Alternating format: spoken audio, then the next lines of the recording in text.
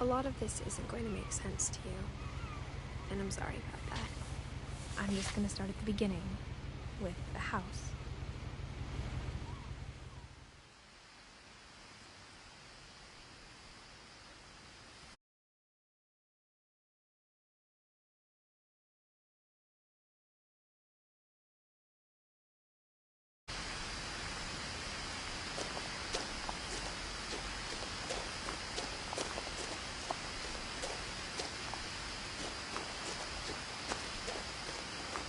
I lived here until I was 11, but I wasn't allowed inside half the rooms.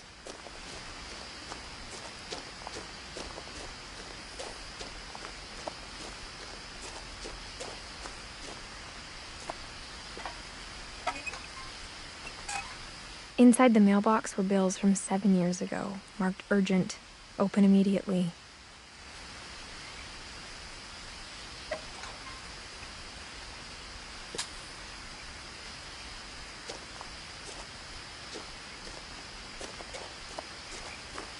I hadn't been back since my brother Lewis's funeral.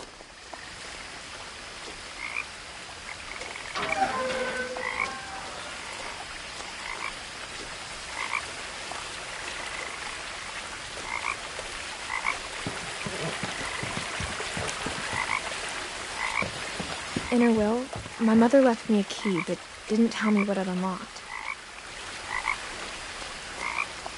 Maybe she thought I'd know, or she thought that the mystery would be enough to bring me back.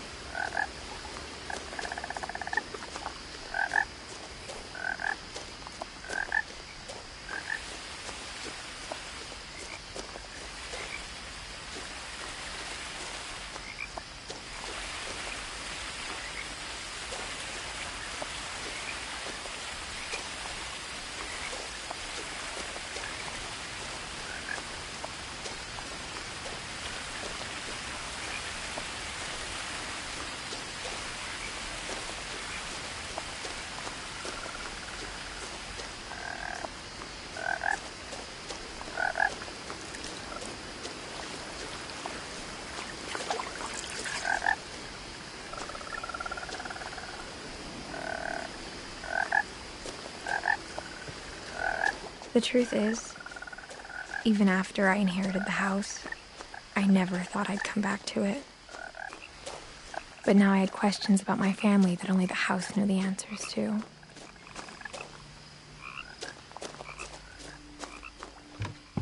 The woods around the house have always been uncomfortably silent, as if they're about to say something but never do.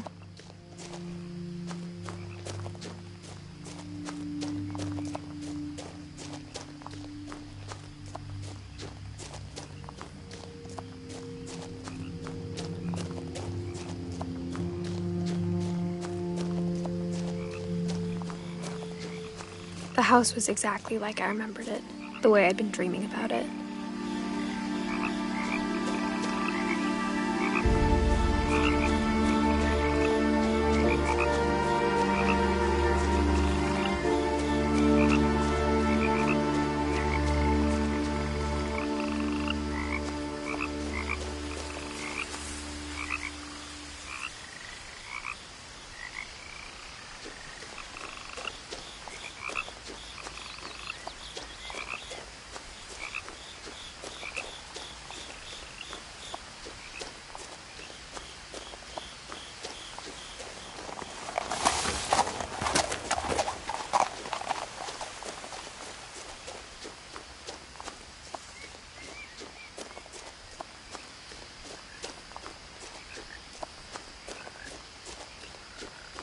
No one had driven this way in a long time, but I saw a few hoof prints.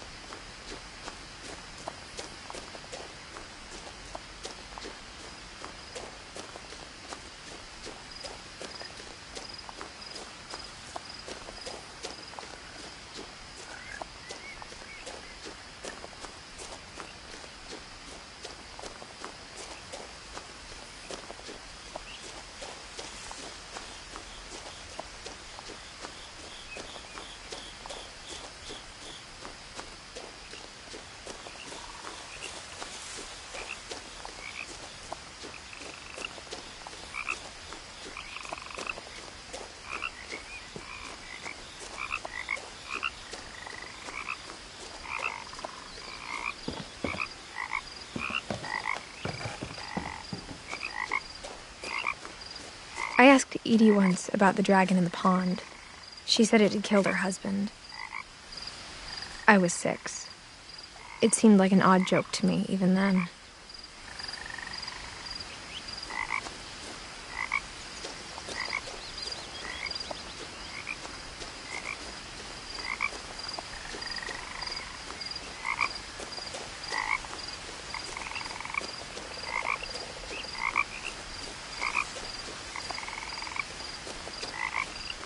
As a child, the house made me uncomfortable in a way I couldn't put into words. Now, as a 17-year-old, I knew exactly what those words were. I was afraid of the house.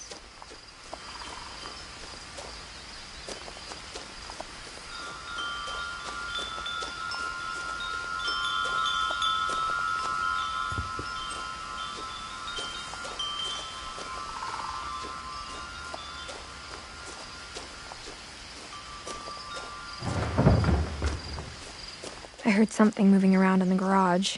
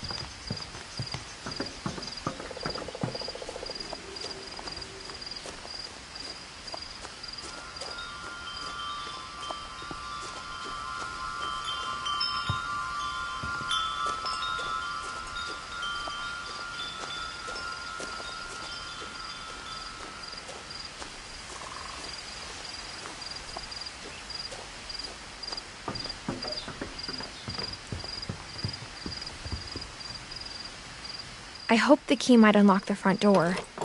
It didn't.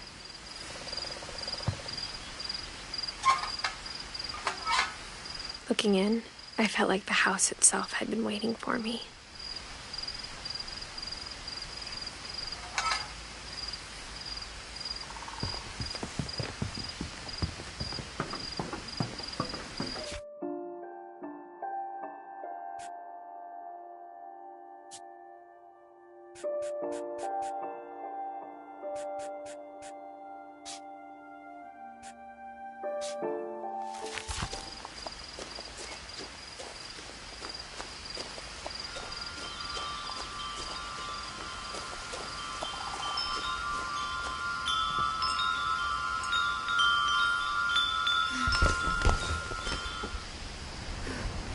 Crawling through the doggy door used to be a lot easier when I was 11. The power had been turned off the night we left.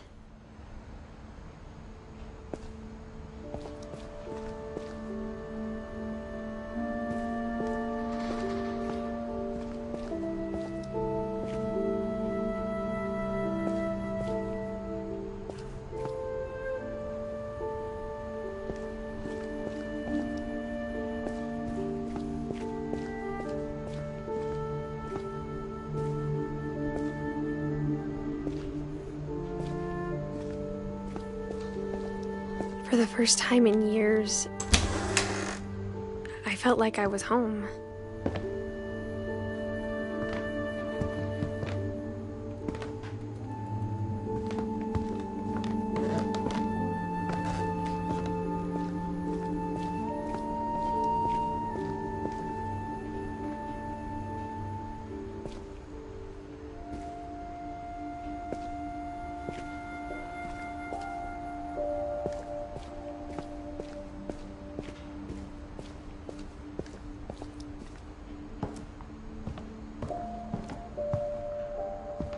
But instead of a family, there were just memories of one.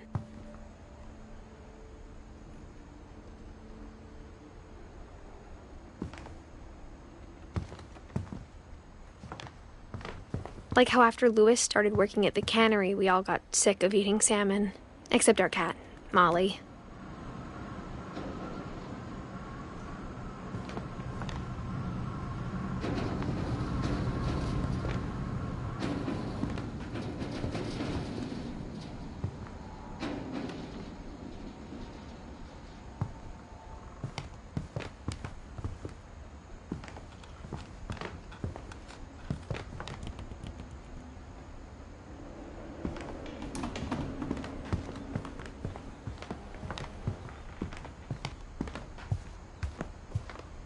The table was still a wreck from the night we left.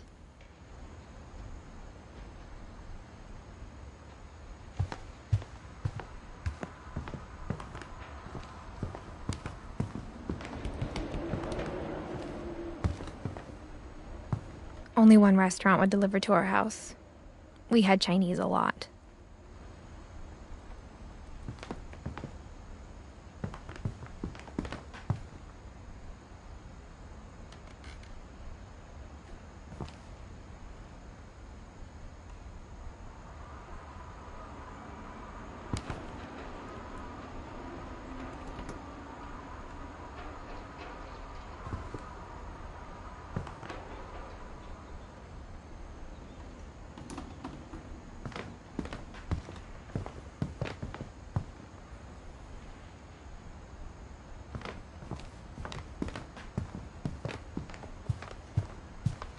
It was like a bomb had gone off, killing everyone but sparing the furniture.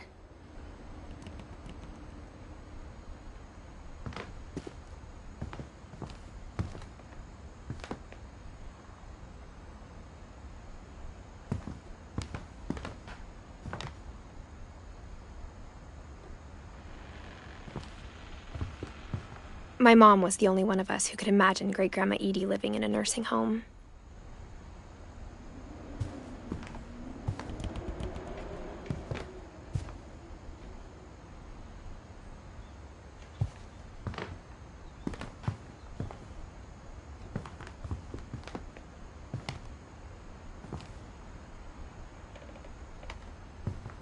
Nothing in the house looked abnormal.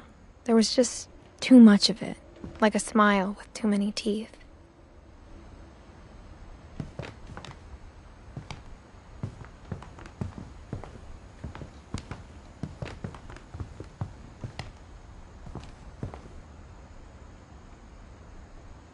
Even the fireplace had a story. Edie told me the bricks came from the original house, after it sank.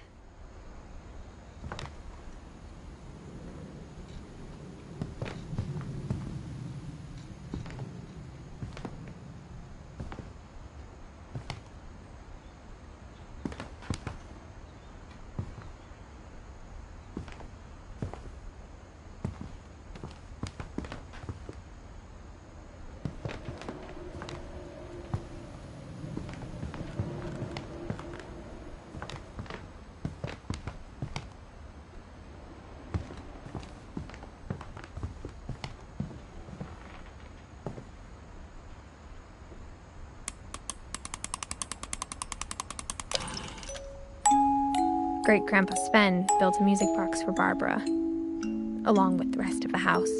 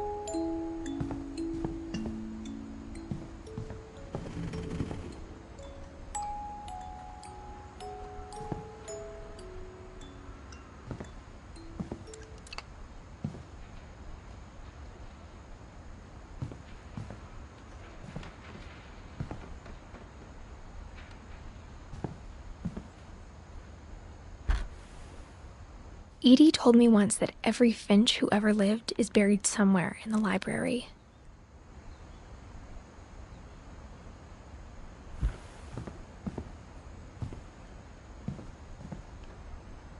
A lot of things got left behind in the whirlwind of that last night.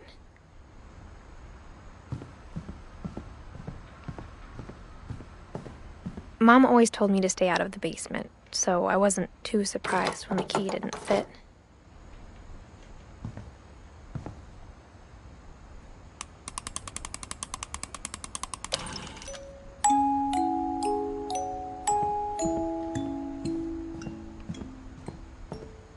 My mom wasn't much of an optimist, but she never stopped believing that my brother Milton was alive.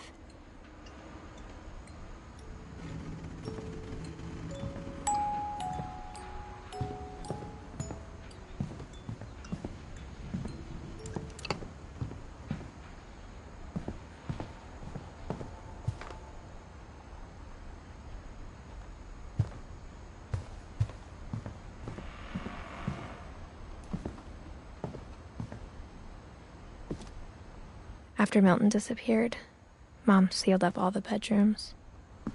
Then Edie retaliated and drilled peepholes.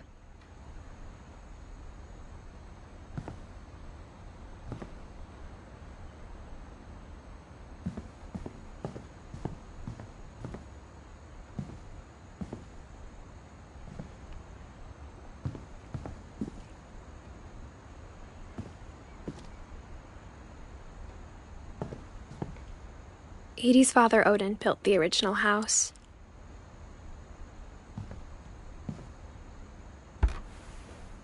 Barbara was a child star for 2 years, until America grew out of it.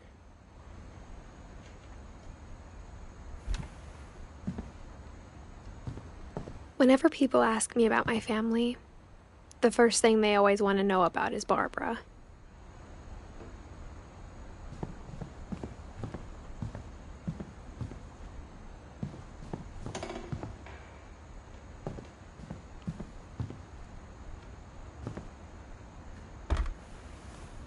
The last time I was in Edith Sr.'s room, I was 10 and she was painting my portrait.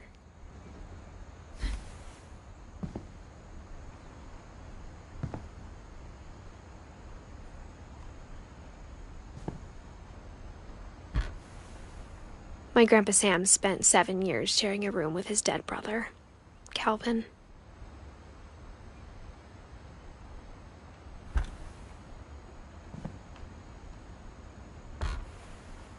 As a kid, I just assumed every house had peepholes and sealed rooms you weren't allowed inside of.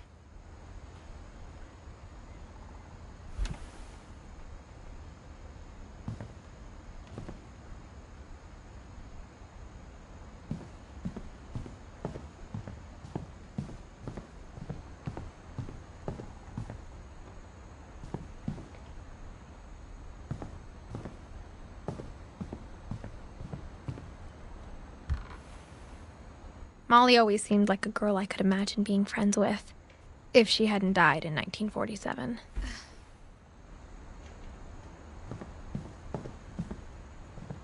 I spent a lot of time playing in Great Uncle Walter's room. I think my mom sometimes regretted not sealing it up.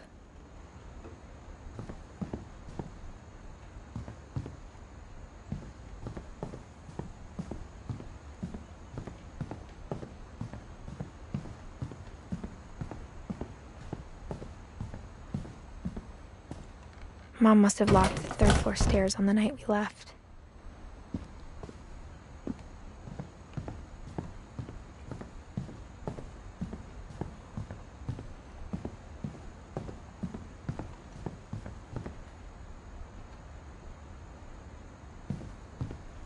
Lewis told me there were secret passages, but I never believed him.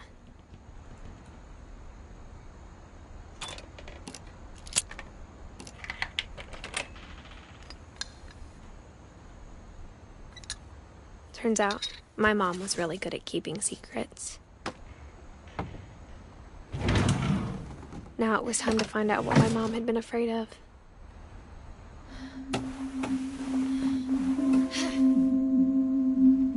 From the paintings on the wall, it was clear my brother Milton had been here before me.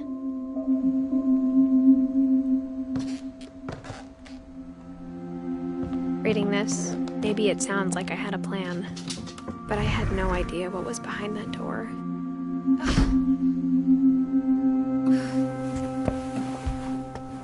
Just like I had no idea where all this was gonna lead.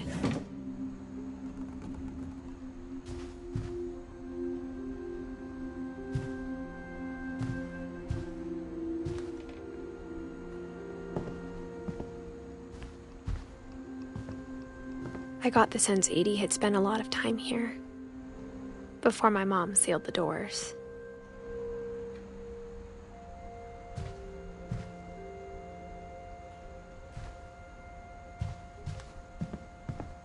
I grew up looking at Molly's room through the peephole.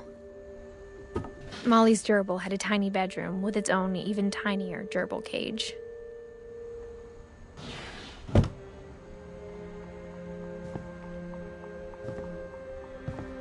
Being inside for the first time, I felt like I'd stepped behind a painting.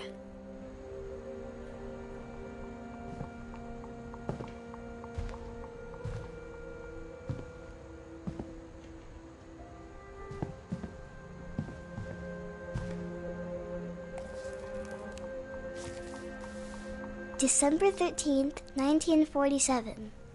Dear Diary, I'll be gone soon, but I wanted to tell somebody about what's gonna happen.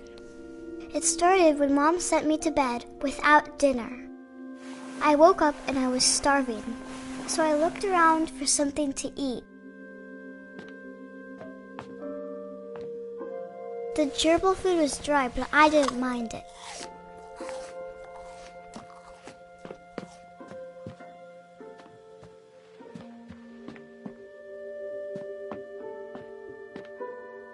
My Halloween candy was all gone.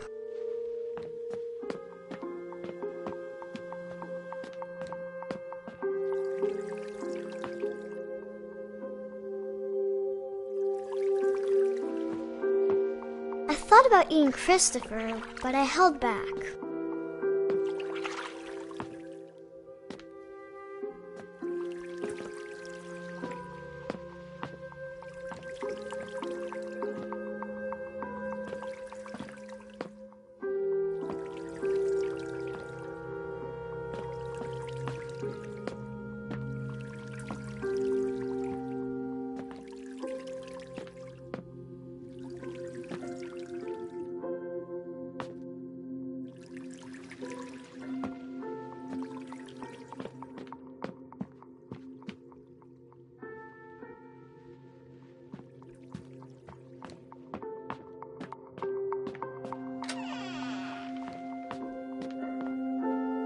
I kept eating and eating.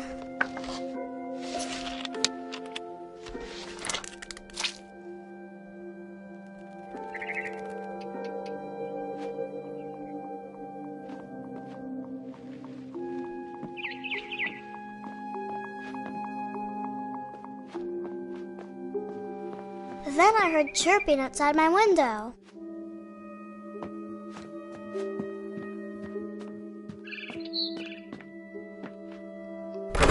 Mom, can I come out now? Sweetheart, it's late. Go to sleep.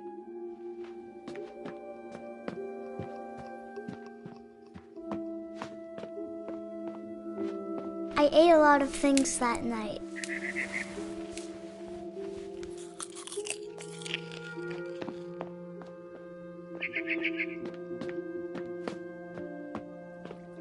It was a barn swallow going back to her nest. I reached out for her.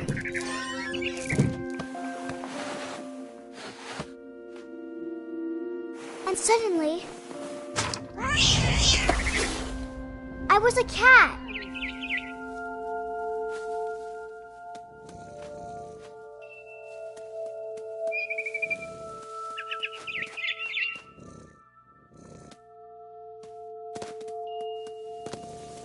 I tried to be quiet, but the bird was really scared.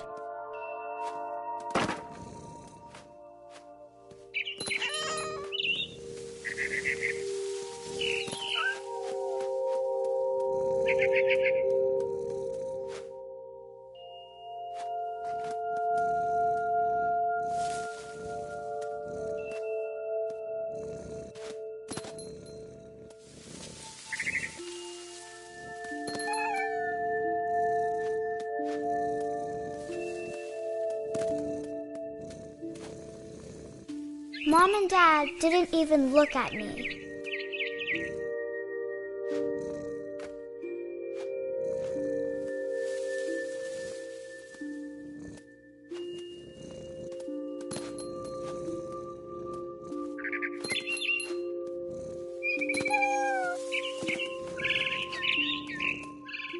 I jumped and I almost got her.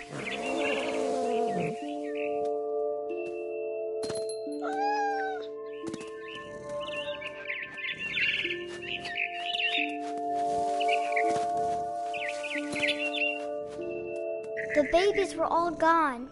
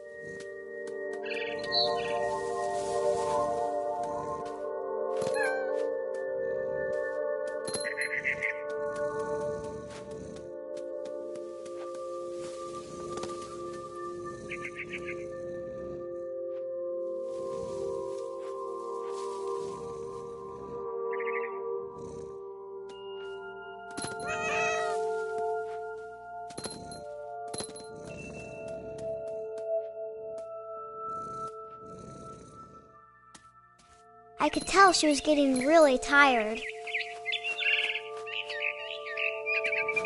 Now I was up in the big tree.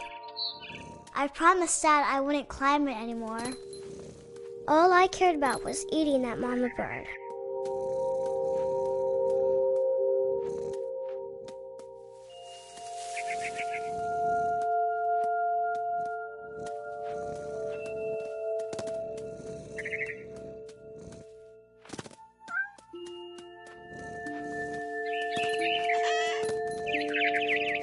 I gobbled her up.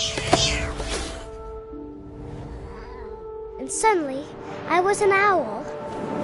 First, all I heard was the wind. Then I heard little teeth nibbling in the grass.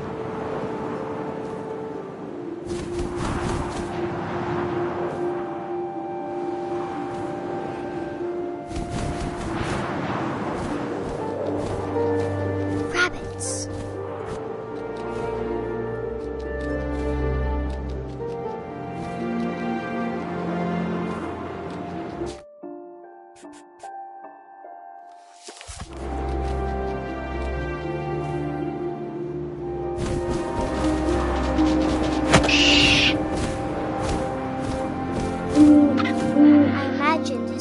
Looking up and seeing mine through my talons.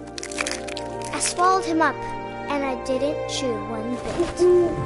Then I flew off to find something bigger.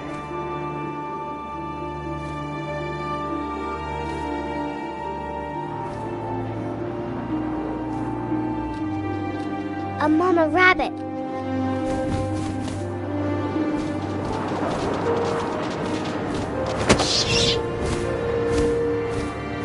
She was almost too big to carry. I started choking, but I couldn't stop eating. And suddenly, I was a shark.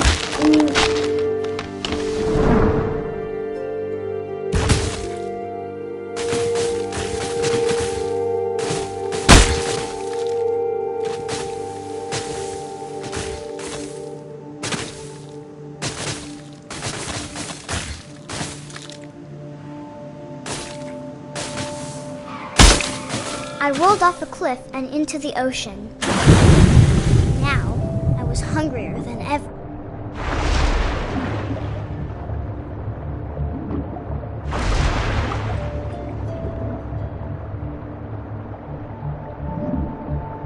I wanted fat, juicy seals.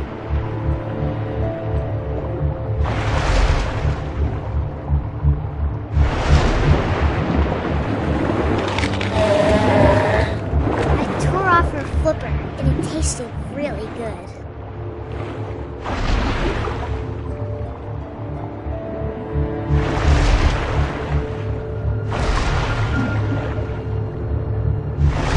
Grabbed on tight. When I was so hungry, I jumped out of the water. When I opened my eyes, everything had changed.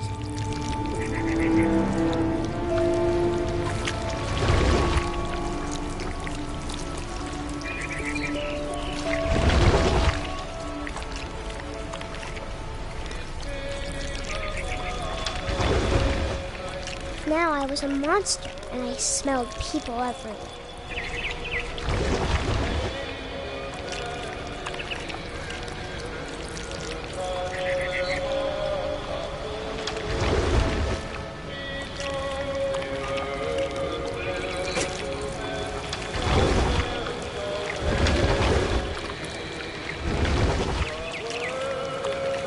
I was big, but I moved real quiet.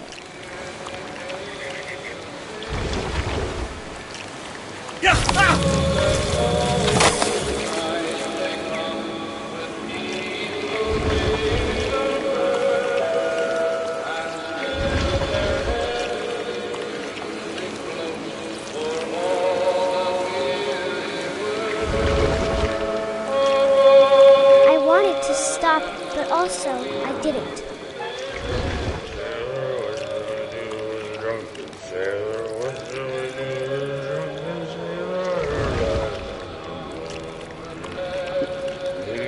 Belly with rusty, belly with rusty.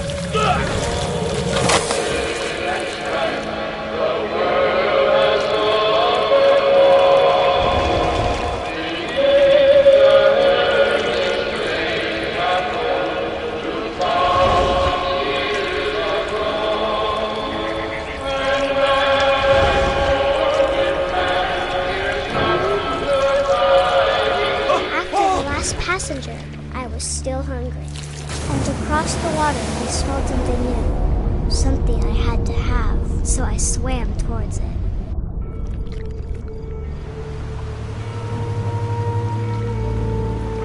I slithered onto the sand, and the good smell went into an old pipe.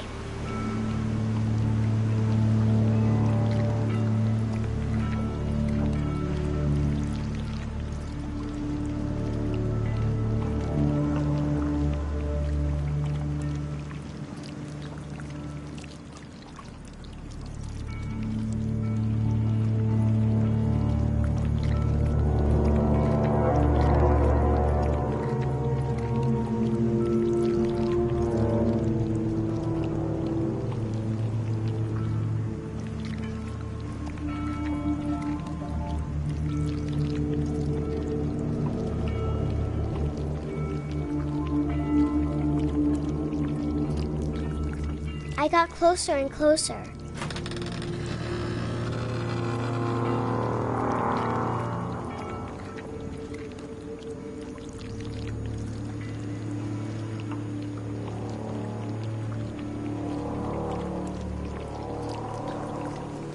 All of my stomach started growling. And suddenly, I was me again. I held my breath for a long time, but I couldn't hear anything. I think it's waiting for me to fall asleep. But it's not going to wait much longer. It needs to feed, and we both know I will be delicious.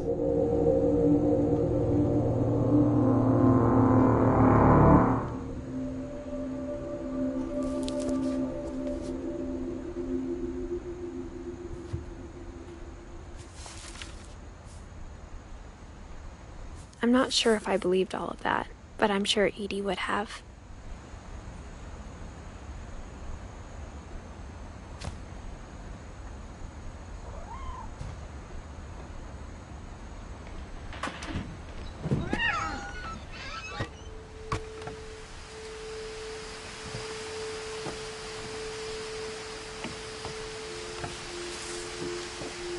This will be obvious later, but my mom never told me any of these stories. Edie would have, but Mom didn't like bringing up the past. So, when we adopted a stray kitten, she was the one who named it Molly. I spent a lot of time in Great-Grandma Edie's room.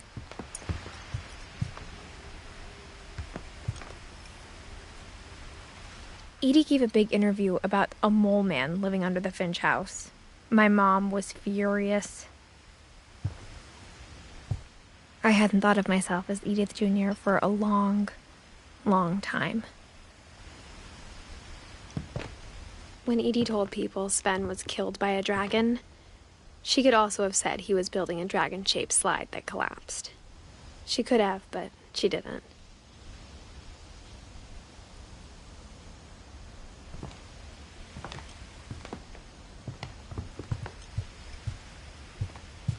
Her room was like a museum.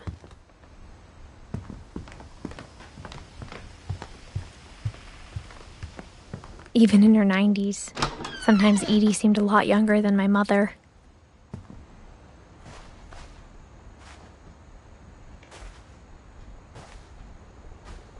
The only trace Grandpa Sam's first wife, Kay, left on the house was the pink bathroom.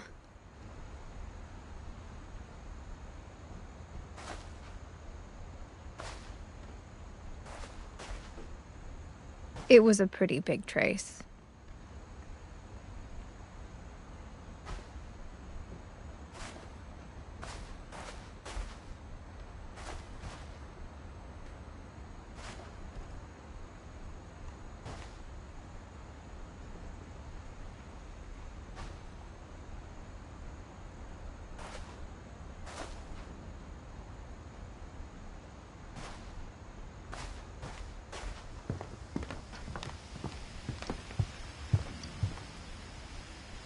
Louis died a week before we left, but Edie had already started to memorialize him.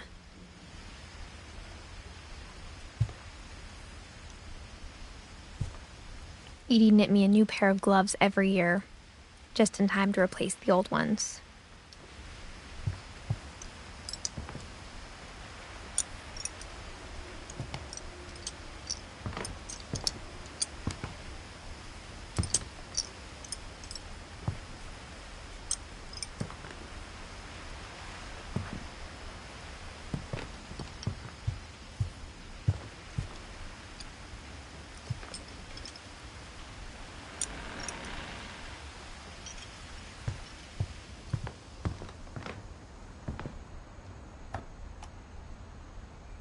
For 500 years, the Finches have been famous throughout Norway for their fortune and misfortune.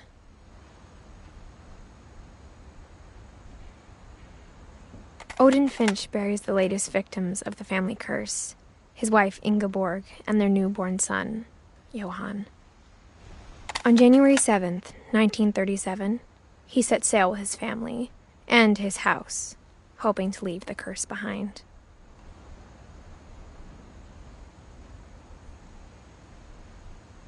But 40-foot waves off the coast of Washington send the house and Odin to the bottom of the sea.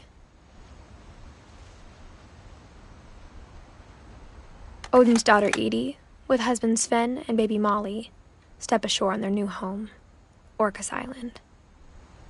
Odin Finch is the first to be buried in the new family cemetery. His daughter Edie is already dreaming of a new Finch house.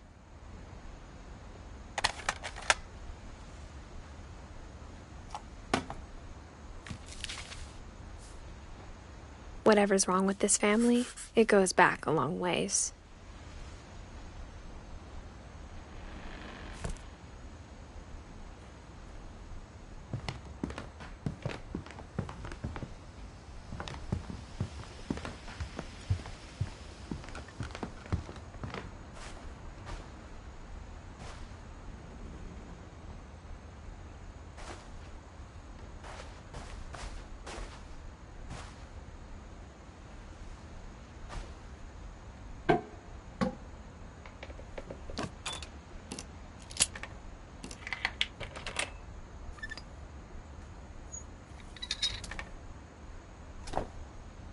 There's a secret in this bathroom. It's in the last place you would look. It isn't in the cupboard. It's hidden in this book.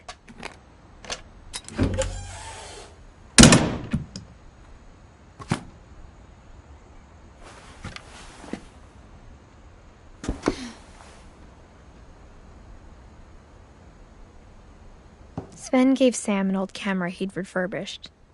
He never put it down.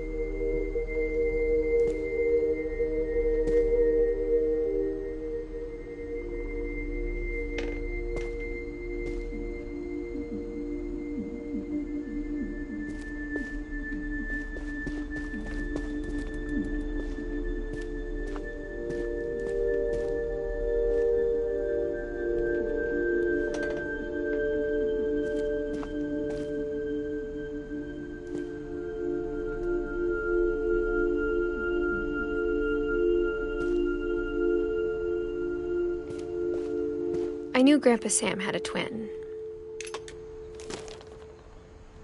and that he never talked about him.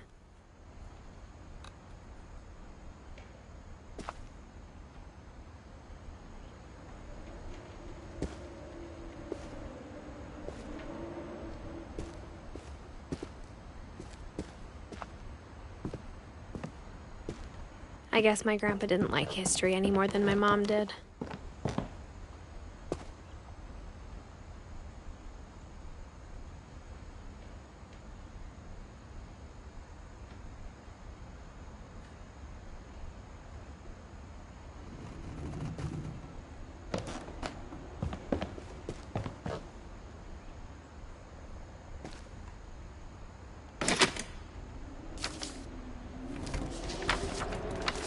How I Want to Remember My Brother by Sam Finch.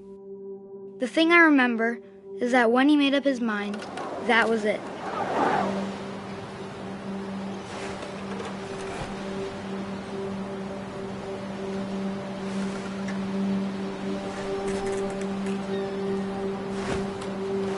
My brother said he'd die before he ate another mushroom, and he did. At Barbara's funeral, we swore we'd never be afraid again, and he wasn't. I think Calvin always wanted to fly. Sam! Calvin! Dinner's ready! Coming! But that day, he finally made up his mind to do it. I told him going around was impossible. Maybe if I hadn't said that. Calvin! I'm not gonna tell you again! Maybe if the wind hadn't picked up. Then maybe he'd still be here. But I doubt it. I think he'd already made up his mind. That's what I want to remember about my brother.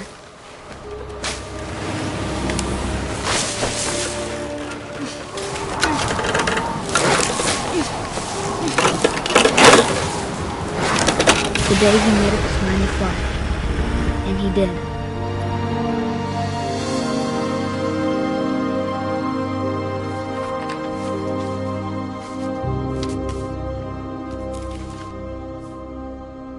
Calvin's story felt strangely familiar. When I was younger, I remember trying to do the exact same thing.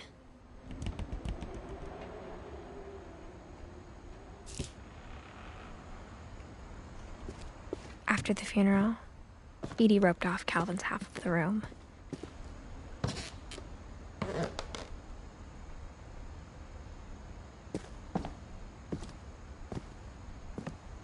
Mom said Grandpa Sam enlisted at 18 and never set foot in the room again.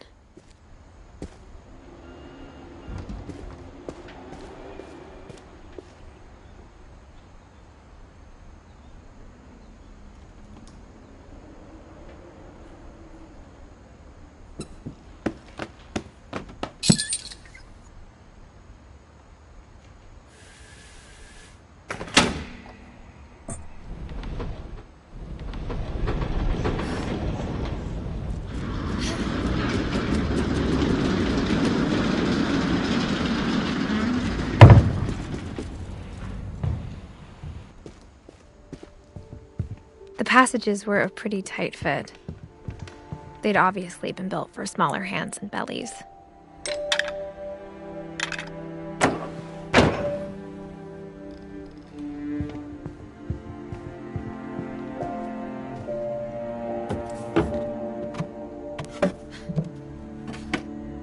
Growing up, I always thought of Barbara as a child star.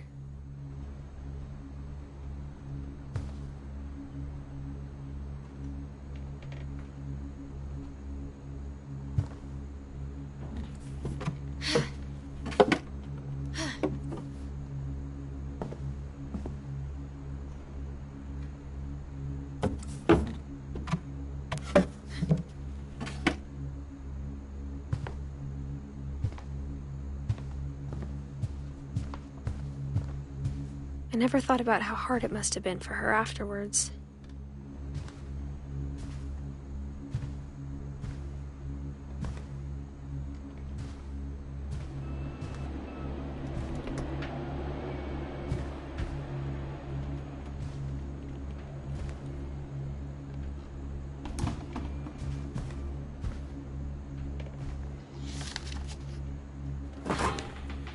Of all the stories people wrote about Barbara's death, I'm surprised Edie saved this one.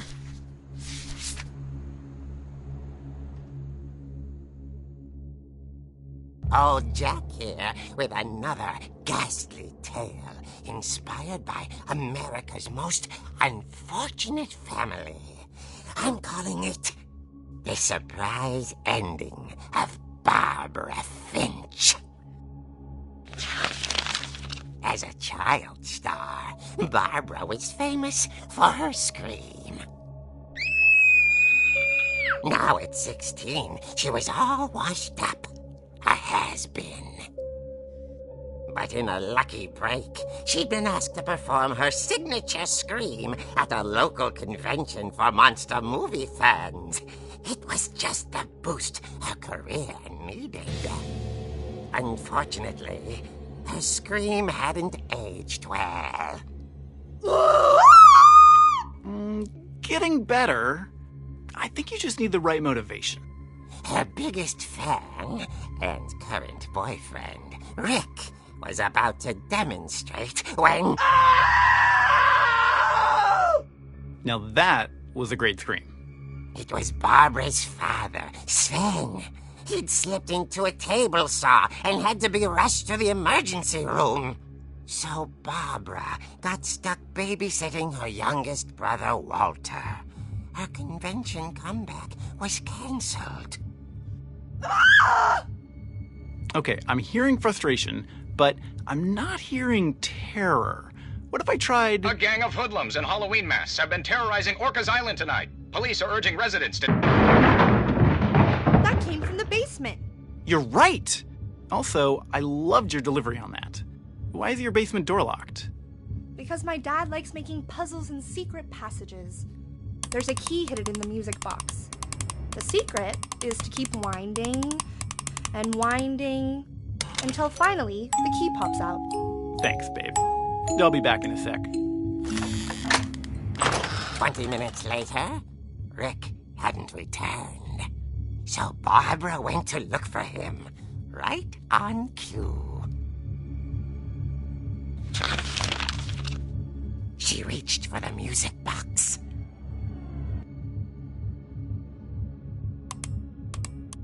And as she wound the key, she listened for Rick, but the house was silent.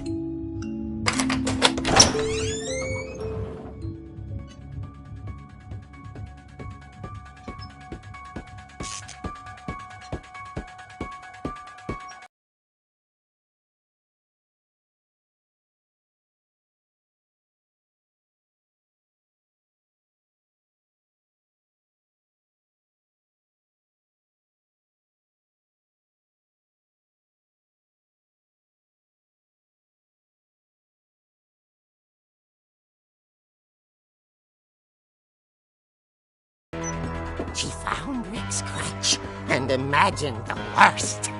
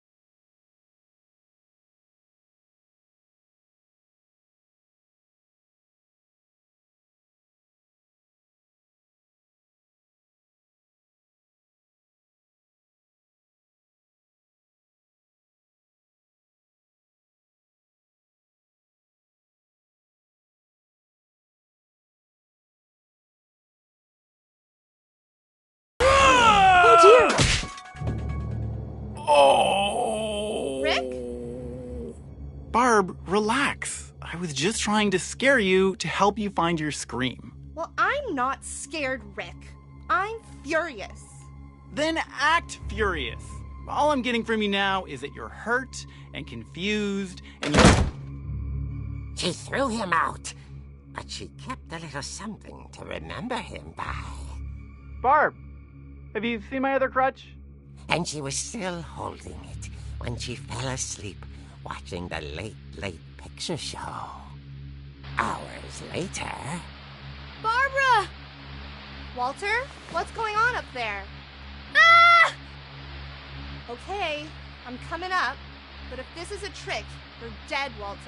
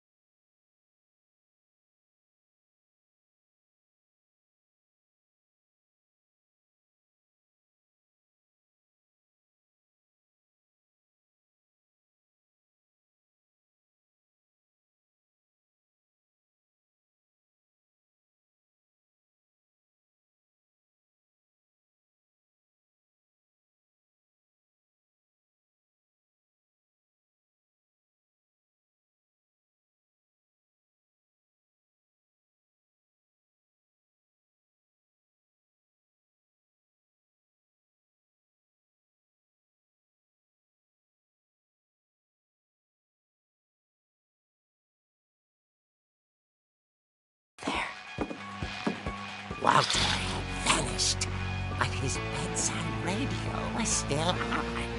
Orcas Island police describe the man as 6 feet tall, with a steel hook for a hand. Residents are urged to lock all doors and windows and notify the police of any suspicious activity. Barbara turned, saw the hook man, and was speechless. He was quite smashing.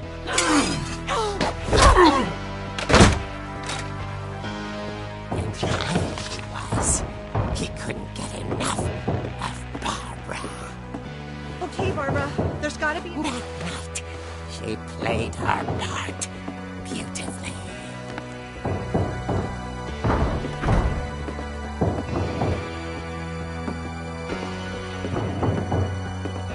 Molly's door hadn't been opened in years. The hinges groaned.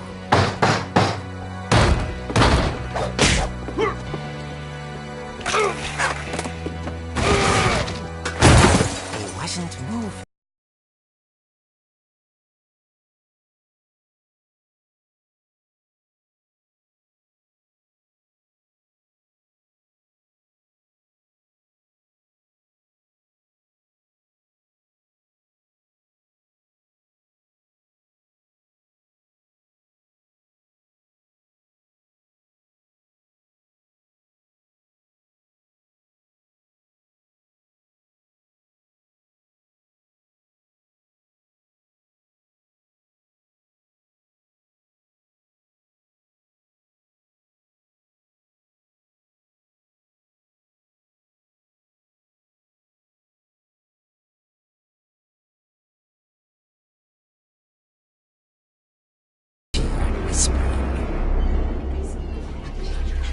It was coming from inside the house.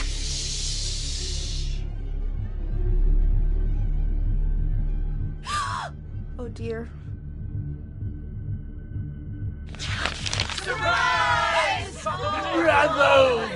You were wonderful.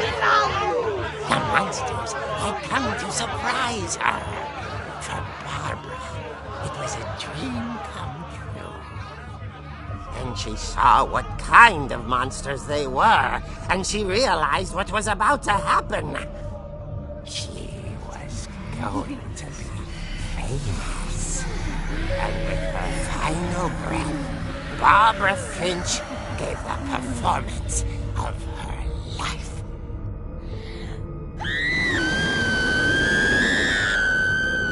I wasn't there myself, but I hear Barbara was magnificent.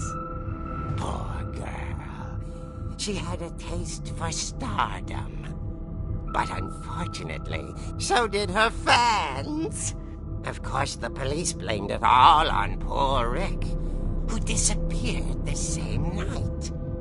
And little Walter, hiding under his bed the whole time. He took it all pretty hard, but that's another story.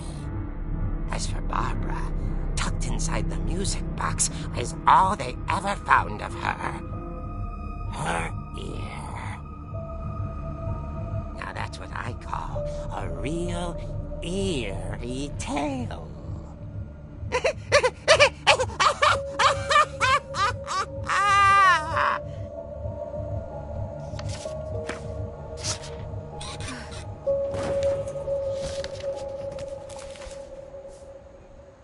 Edie told me all Barbara wanted was to be remembered, as absurd as that comic was. Maybe what Edie saw was a happy ending.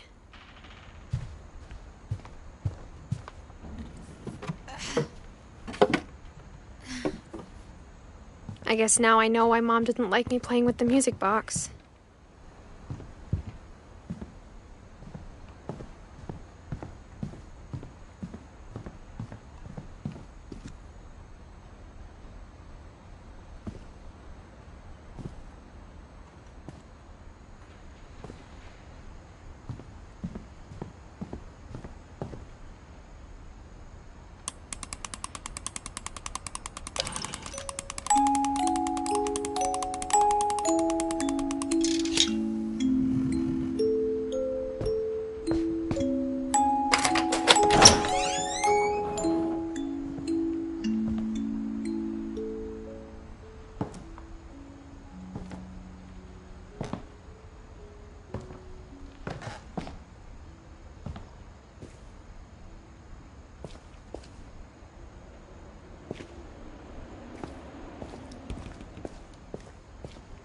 Mom said the basement was off limits, unless I wanted another tetanus shot.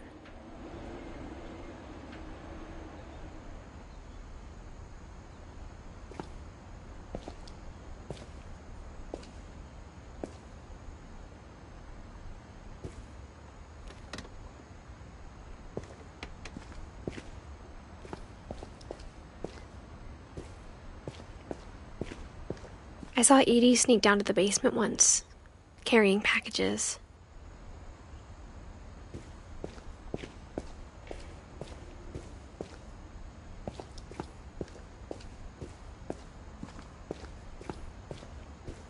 I thought maybe she was hiding presents.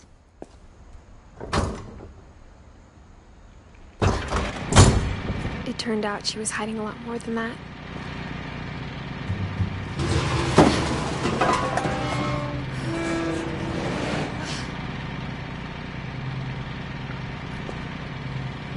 I remember asking Mom once about where Walter had gone.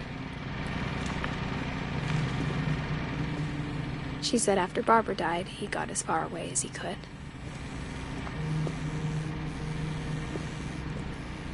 If there's a pattern in all these stories,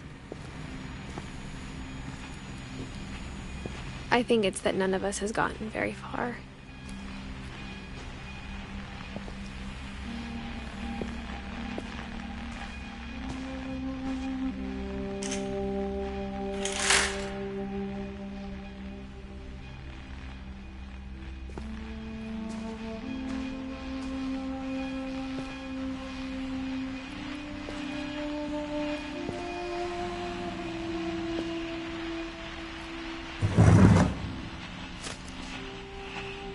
Goodbye, everyone.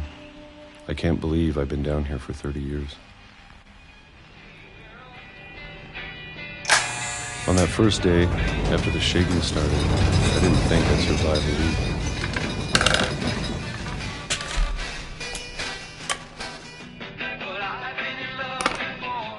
But after a few days, I settled into a routine. That's what kept me sane. Having a schedule, living for today. I always expected to be dead tomorrow. But if you wait long enough, you get used to anything.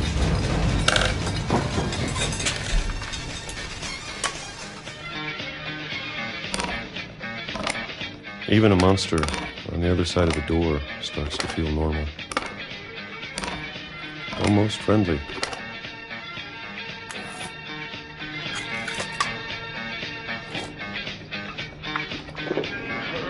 And then one day, everything just stopped. Whatever that thing was, it was gone. Maybe it got tired of waiting.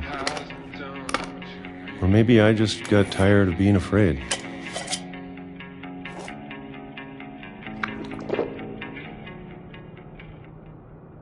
It's been a week now, the longest in 30 years. I'm done waiting. I have to leave while I still can.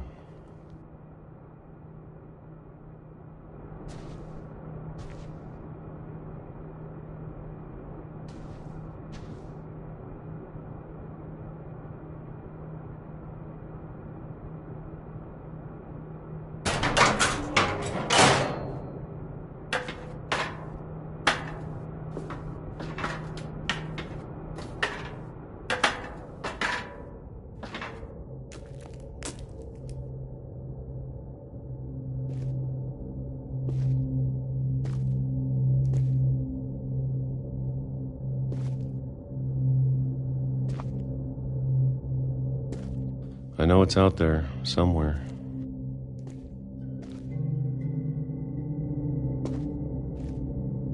Whatever killed Barbara and Molly and Calvin.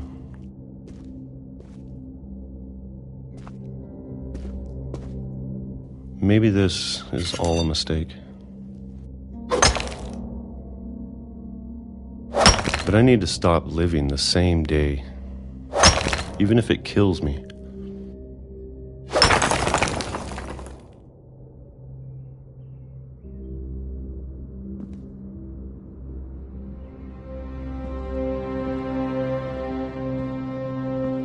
Whatever's out there, I want you to know I'm ready for it.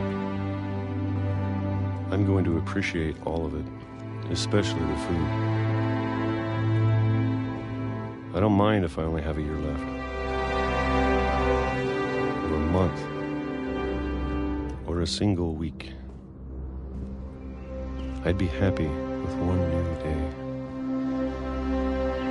I can already imagine the sun on my face.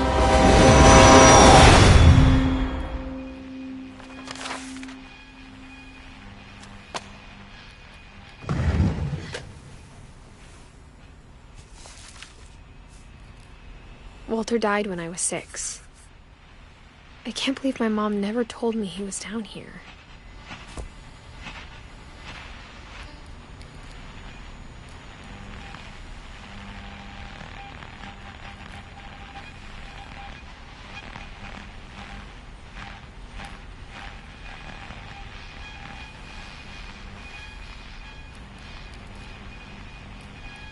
I'm sure my mom was trying to protect me.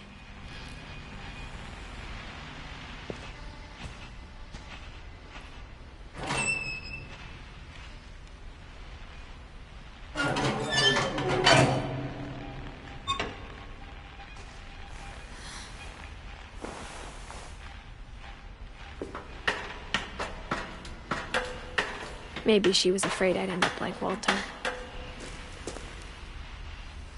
But if she never told me about an uncle under the house,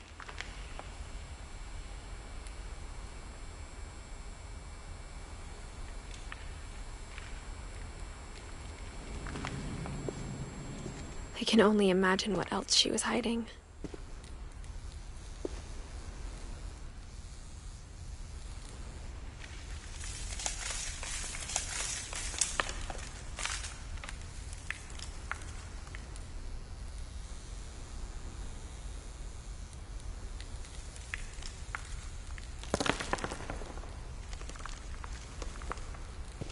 I don't want to make the same mistakes she made.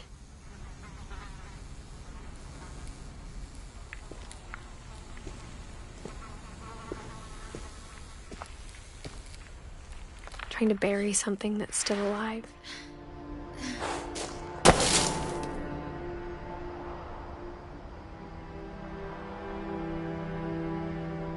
Now that there's only one of us left, or maybe two, I thought it was time I heard the stories for myself and found out what happened to everyone else.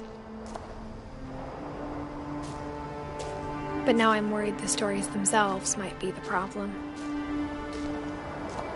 Maybe we believed so much in a family curse, we made it real.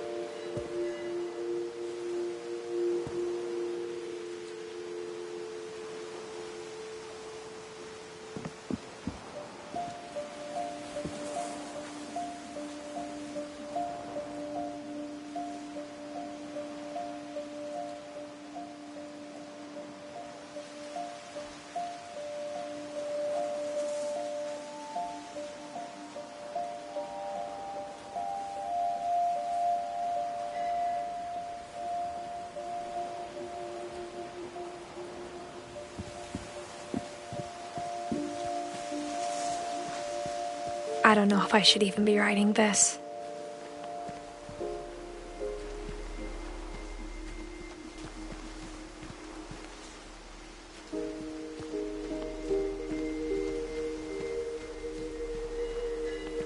Maybe it'd be better if all this just died with me.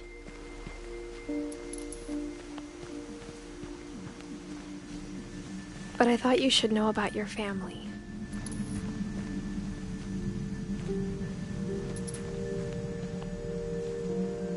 And the history you're a part of.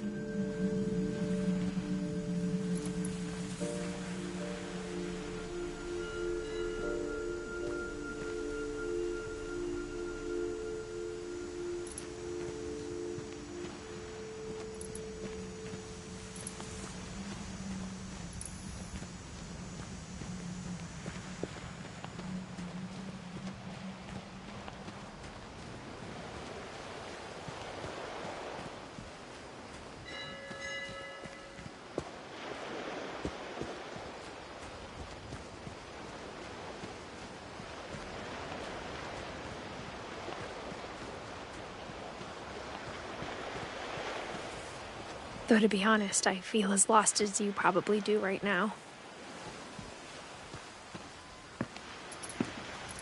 I think the people in these stories believed them, for what that's worth.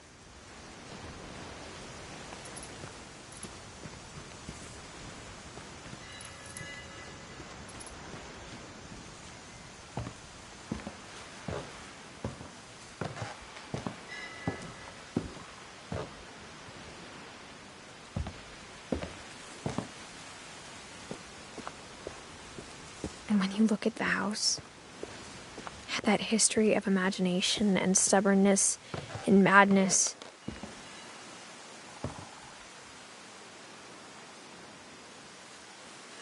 any of it seems possible.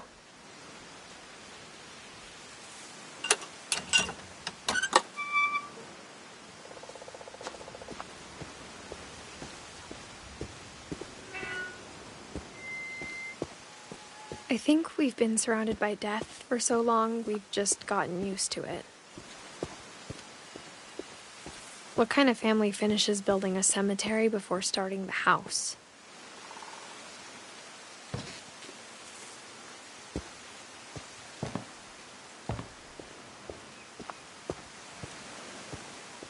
It's embarrassing for me to admit this, but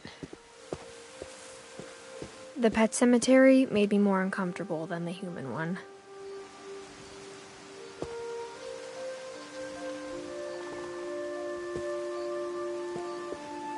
Three of the gerbils were mine, and 2 had been my fault.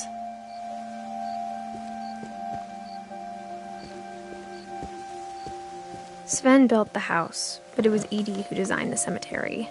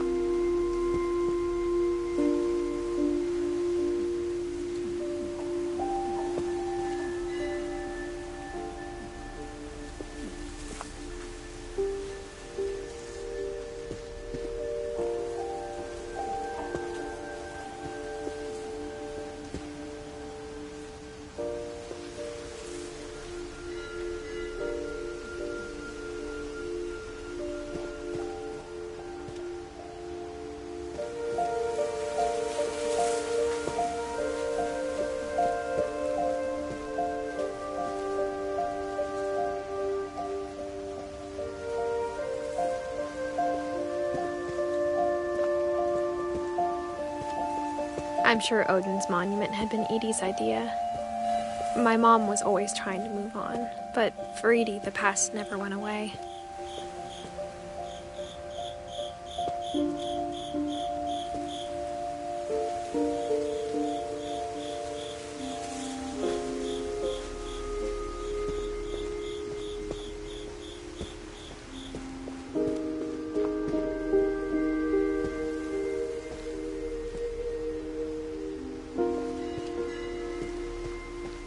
She could see it poking out of the water at low tide.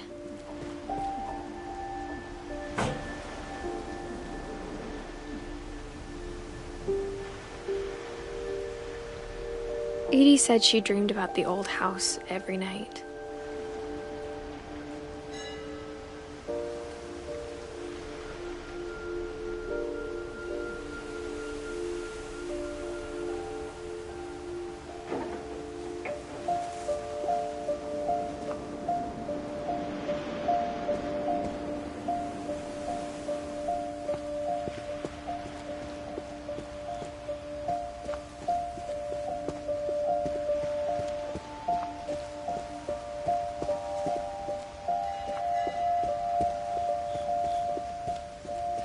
Edie's side was always easier for me to understand.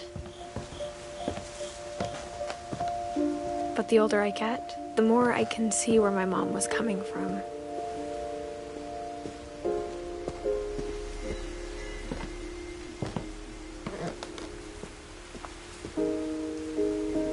She lost 2 of her brothers, just like I did. I get why she tried so hard to protect us.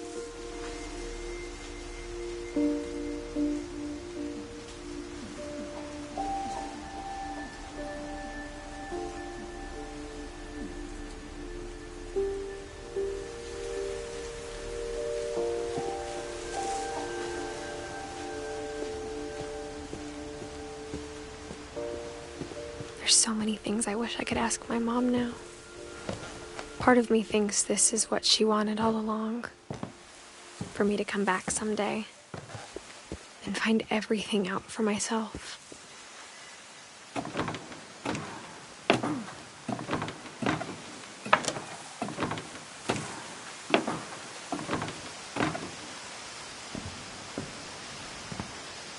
But looking back on it now,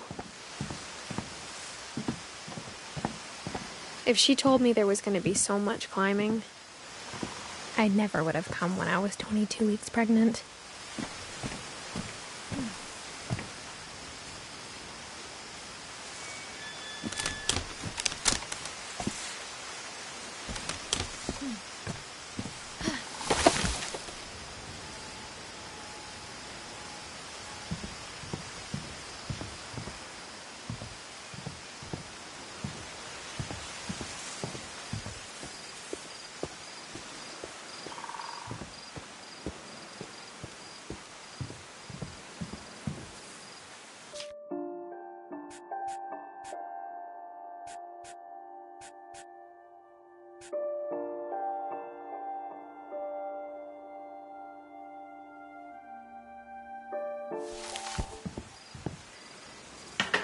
I never met Grandpa Sam, but I think he and my mom had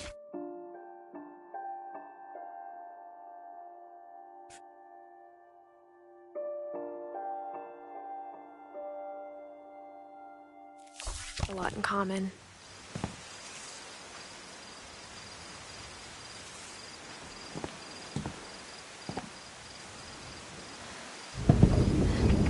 They were both pretty intense.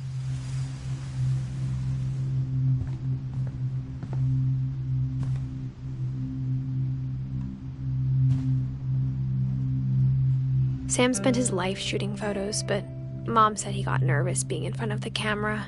I guess we're all afraid of something.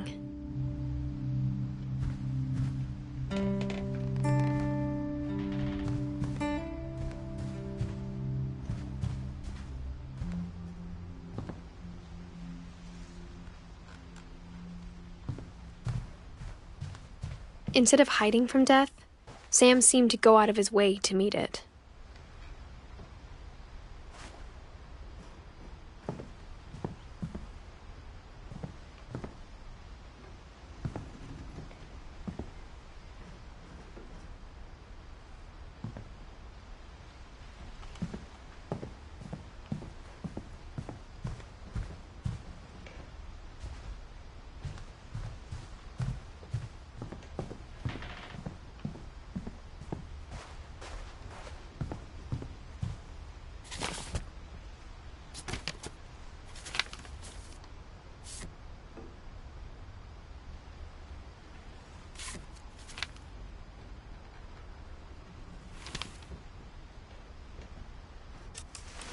Dawn, I promise, you'll never forget this weekend. Yes, sir. These memories are gonna last a lifetime. Am I gonna have to shoot anything? It's a hunting trip, Dawn. Shooting is strongly encouraged. Perfect. It's gonna rain the whole weekend, isn't it?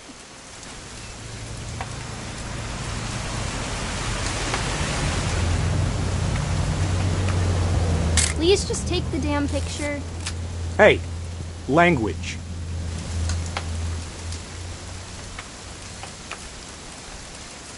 Did you want to get a picture of me or what?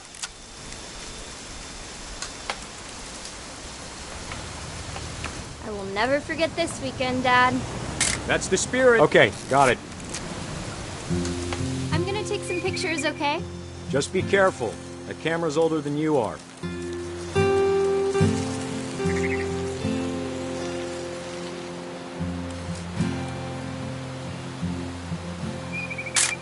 You're right, Dad. It's starting to clear up.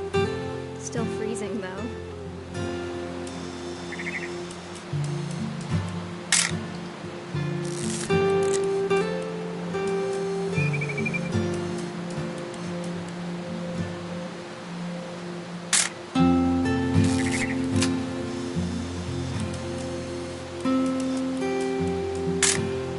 Aw.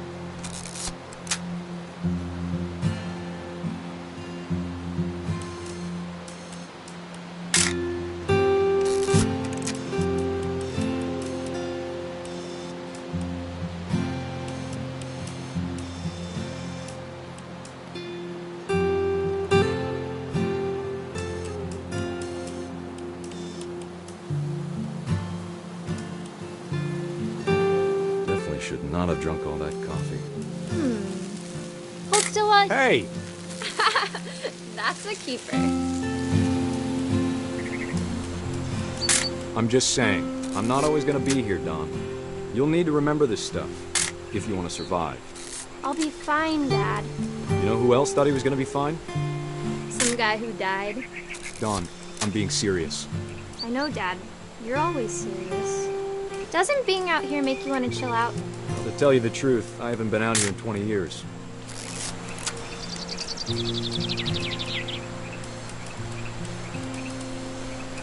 Dad! Good eyes, Don.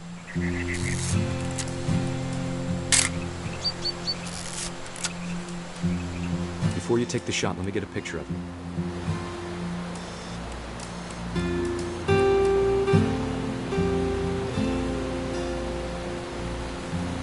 Dad, I... Just breathe. Turn off your imagination. Focus on your target.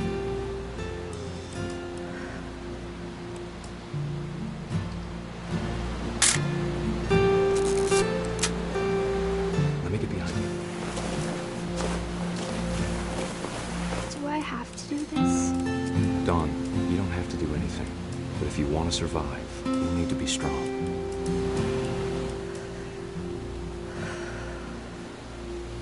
Now keep yourself squared up, elbows down, like we practiced. Whenever you're ready.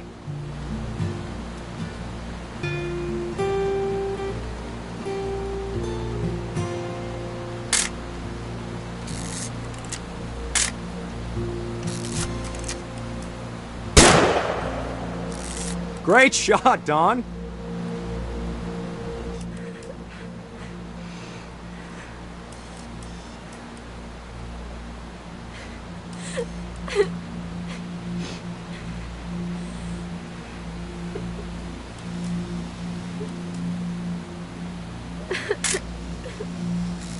I'm proud of you, Don. Always remember that, okay?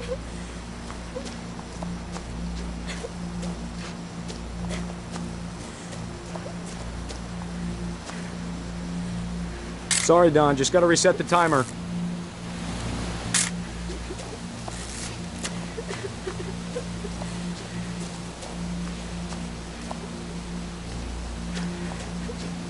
Dad, it's twitching.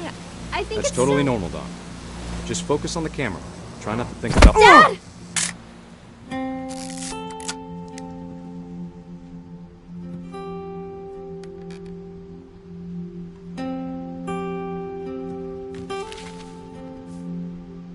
Of all these stories, that's the one I wish most that my mom had told me.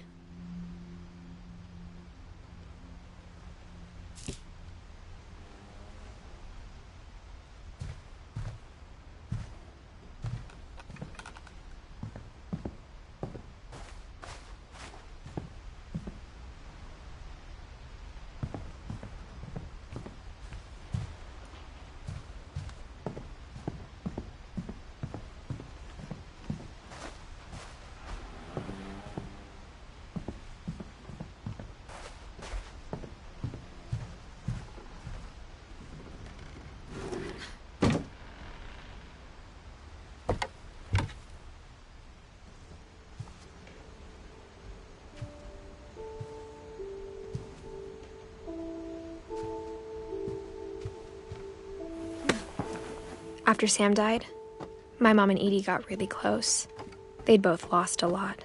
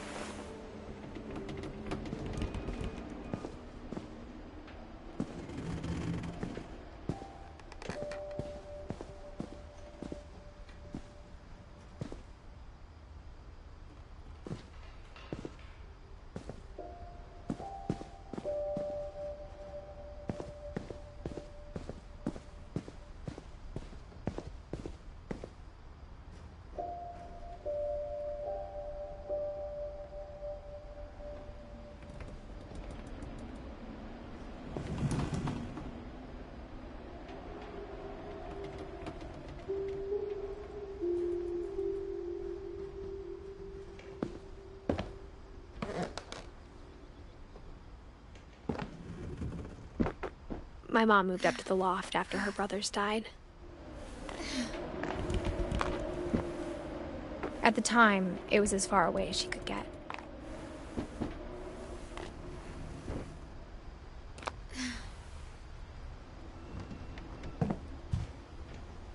I can't imagine what it was like for her to lose 2 sons after she'd already lost 2 brothers. She spent a summer building houses in Calcutta, where she met my dad, Sanjay.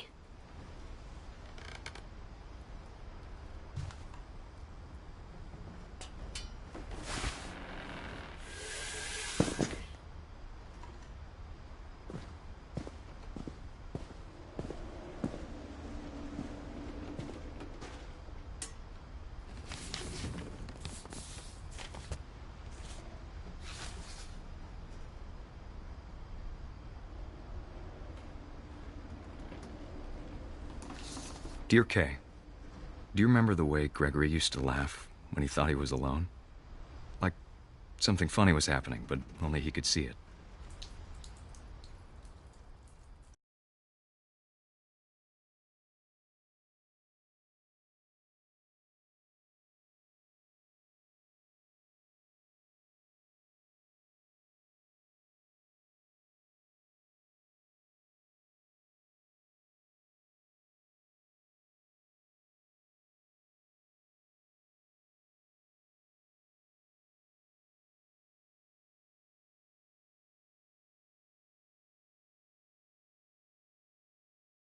Hand over, Gregory. It's time to... Hold on, sweetie. Hello?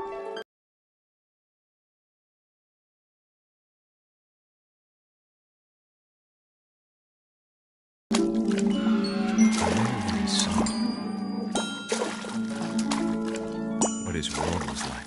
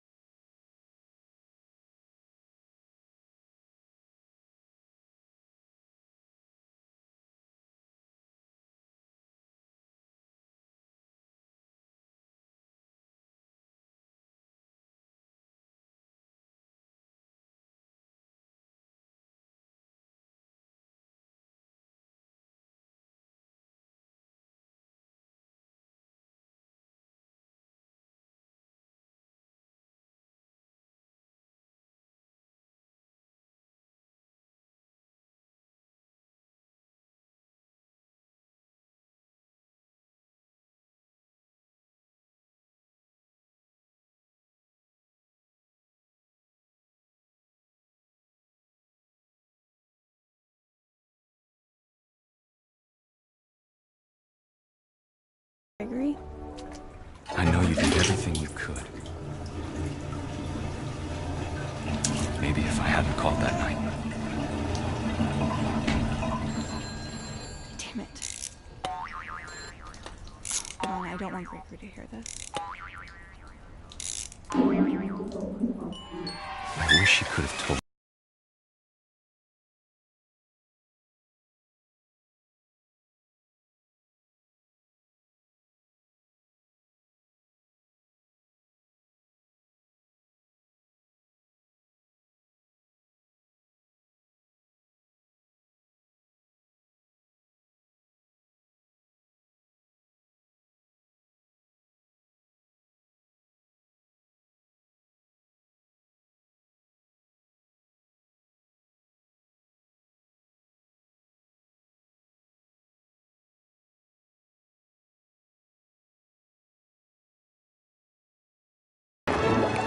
I'm sure he's happy.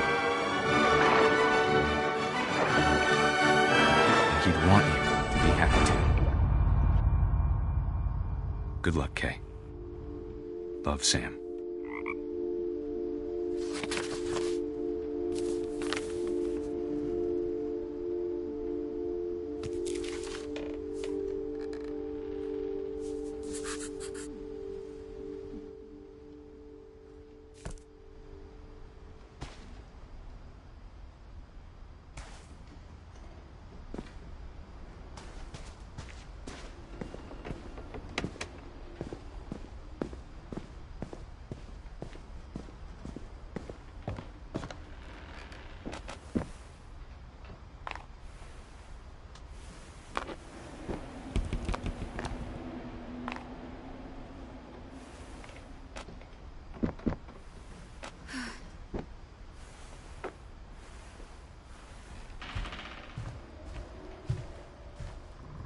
My mom moved to India a week after graduation and got a job teaching English.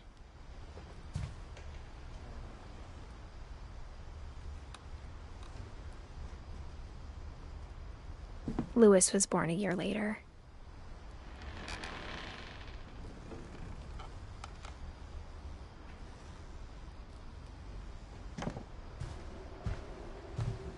Religion was another thing my mom never talked about, but I think it helped her a lot after her dad died.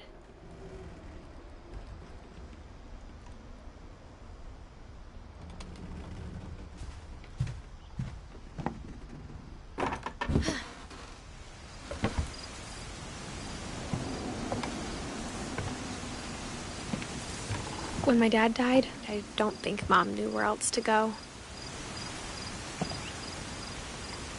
I'm sure Edie was happy to have her back. And to see kids in the house again.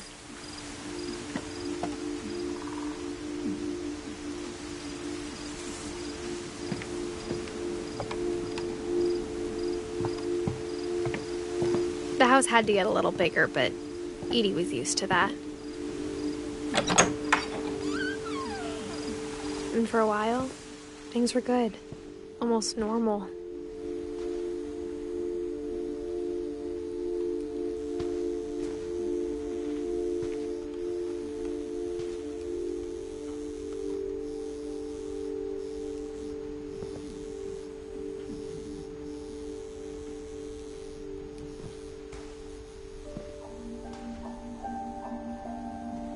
But it didn't last.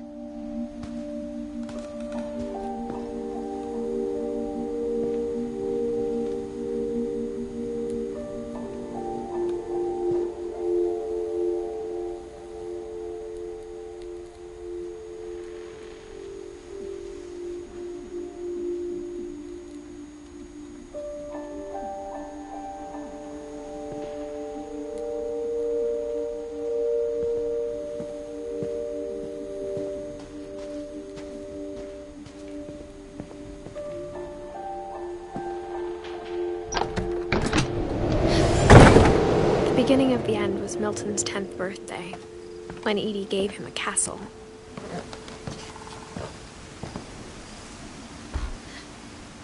After Milton disappeared, the only thing he left behind was a room full of paintings.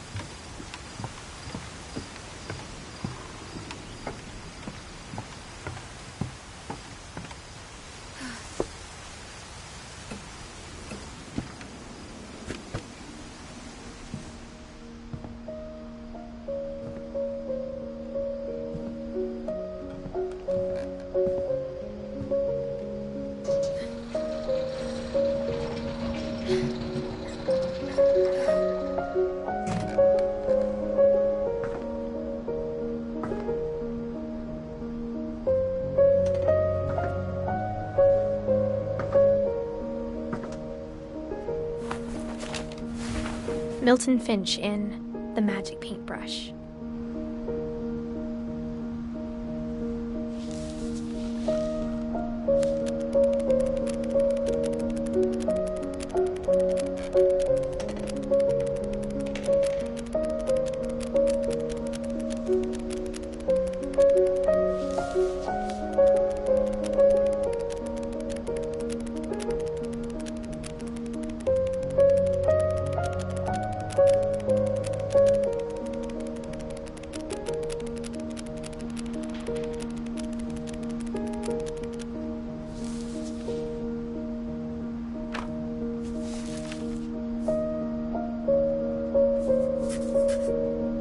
I was 4 when Milton disappeared.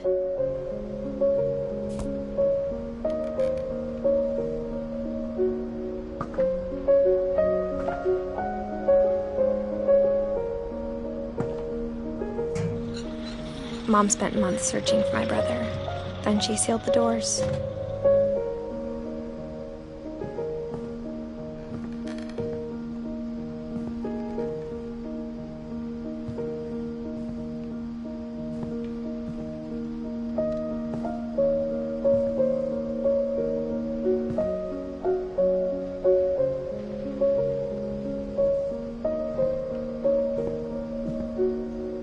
Whatever Milton had found in the house, Mom didn't want it getting out.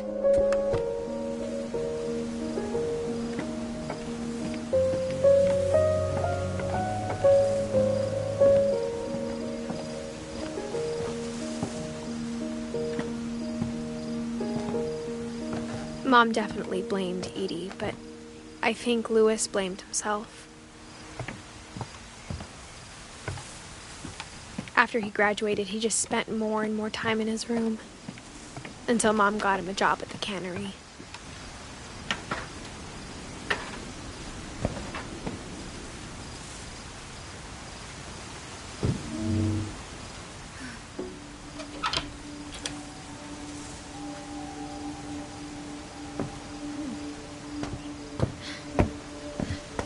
Louis's room smelled very, very familiar. That part of him lived on.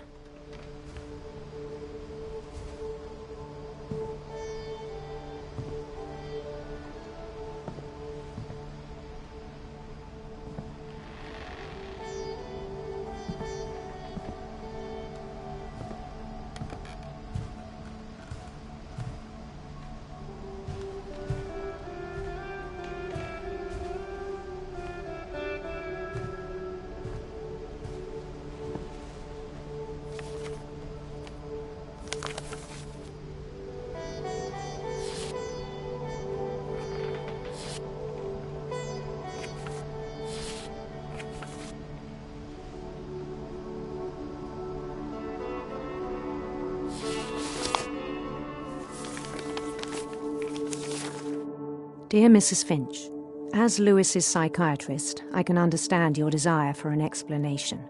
As I see it, the trouble began in January, shortly after we convinced your son to seek treatment for substance abuse. Newly sober, I believe Louis first noticed the monotony of his daily life.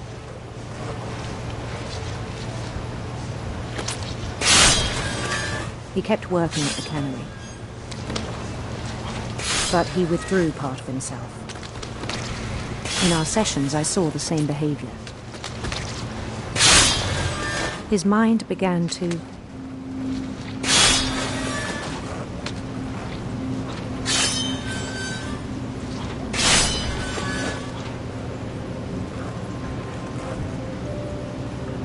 wander.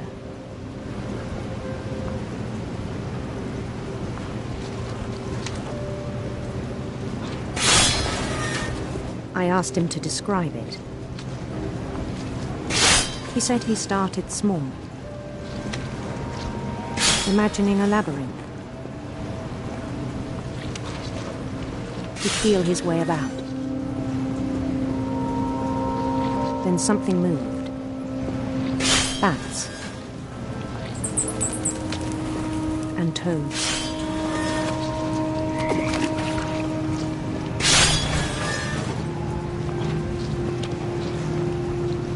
Things that have not names. He knew it was all in his head.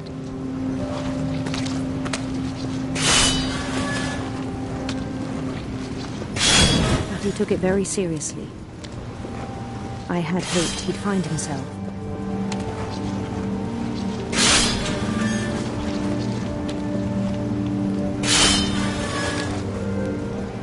But he found something more.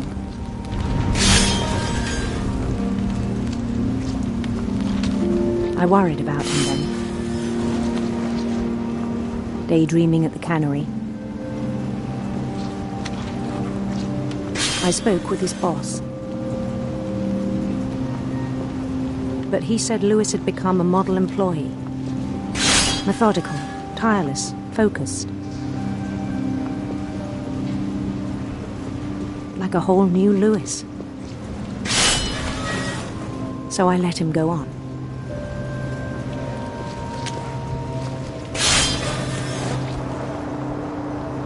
I even encouraged him. It seemed very promising at first. He told me he'd made a new friend.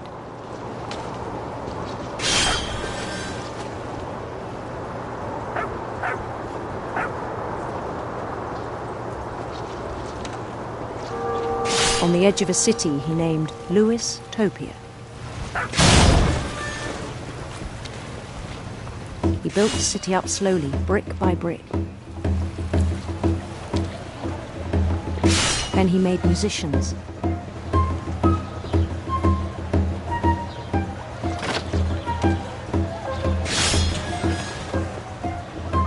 And songs for them to play.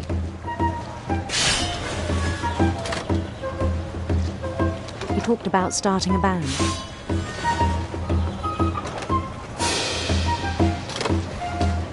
And he was always humming something. Every day his imagination grew stronger.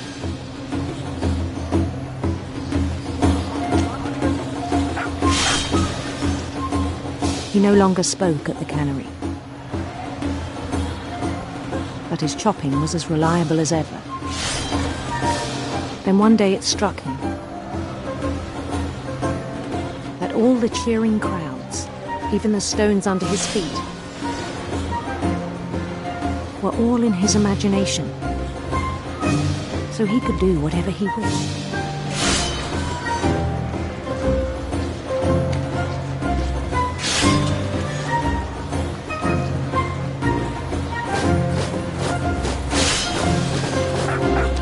He held an election for mayor,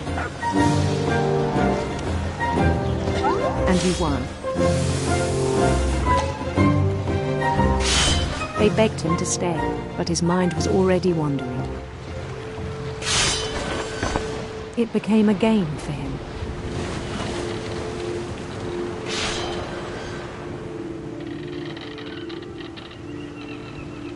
He'd conquer a city, then immediately push on. New Louisville.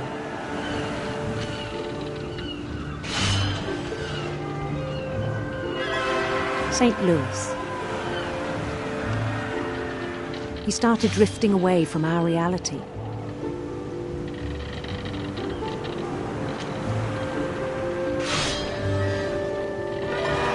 Minneapolis.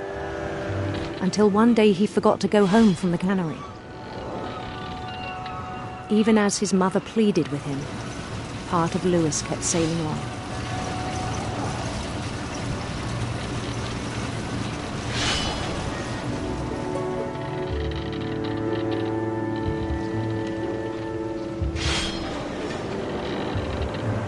In Louisburg, he heard rumors of a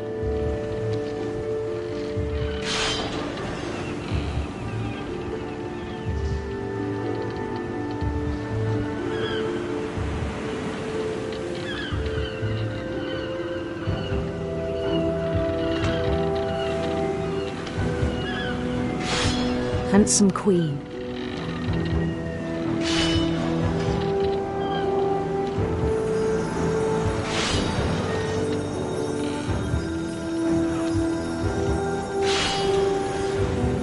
The queen was on her own quest for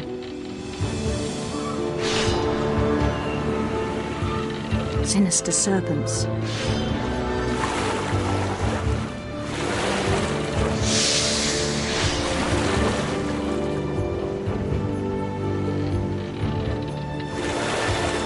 He followed the sound of her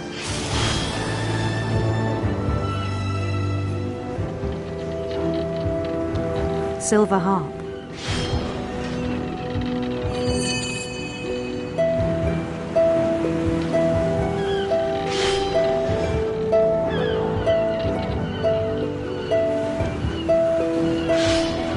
His chase led him to a golden palace east of the sun and west of the moon. Even then, his logic remained sound.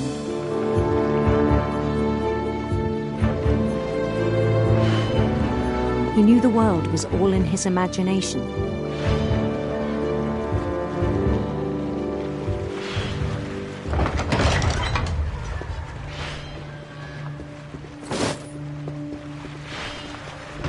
But he was so proud of having created it.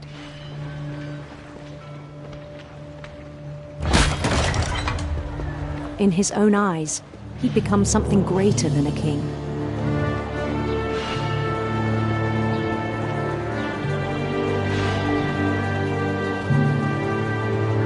someone who'd never known success in the real world, I think it was overwhelming.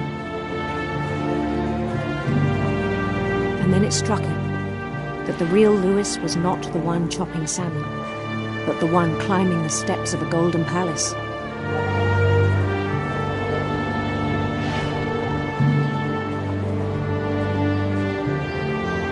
My imagination is as real as my body, he told me.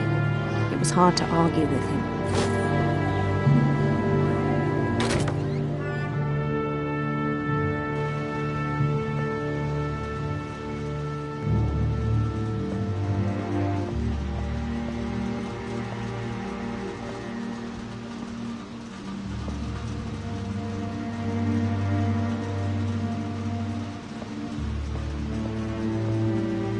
We began to forget the world we know.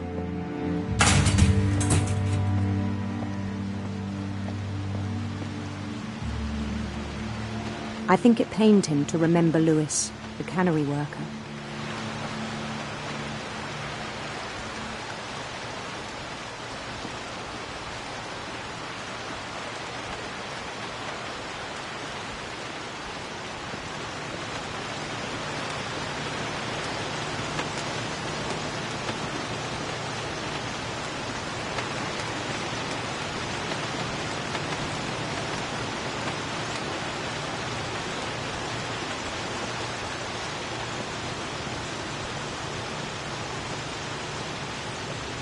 He began to despise the man with a royal contempt.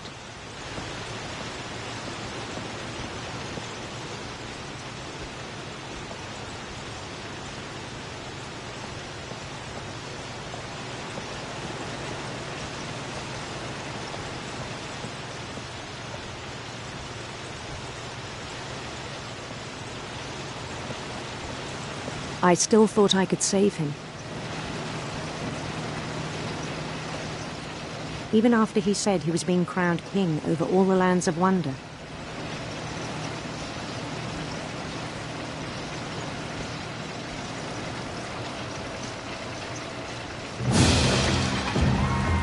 The palace would be packed with his companions.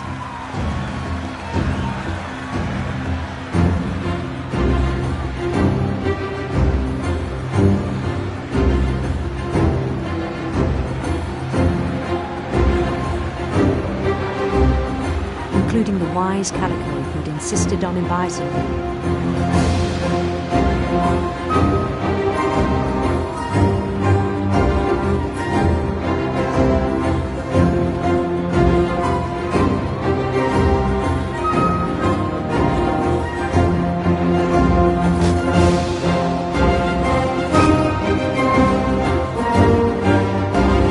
His queen waited, holding his crown.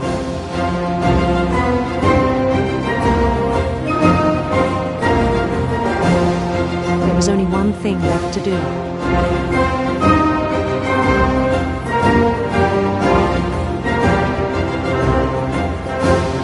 Bend down his head.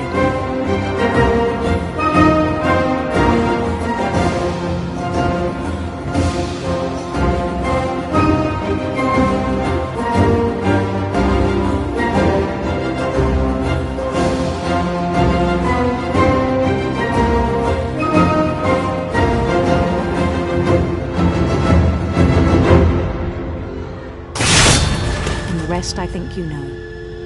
Mrs. Finch, your son was a kind man who will be missed by all of us who knew him.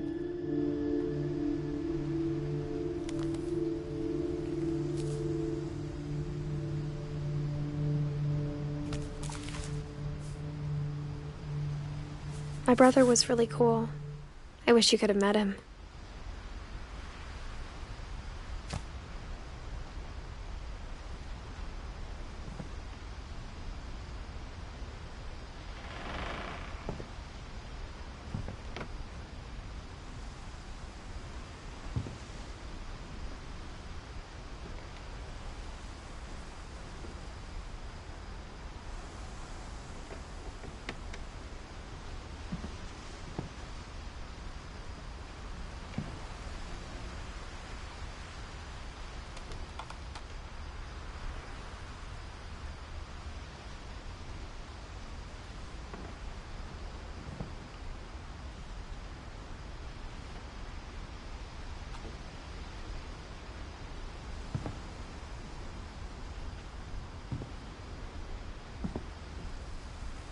Louis and I spent a lot of time playing games together, but he was surprisingly bad at them. He died a lot.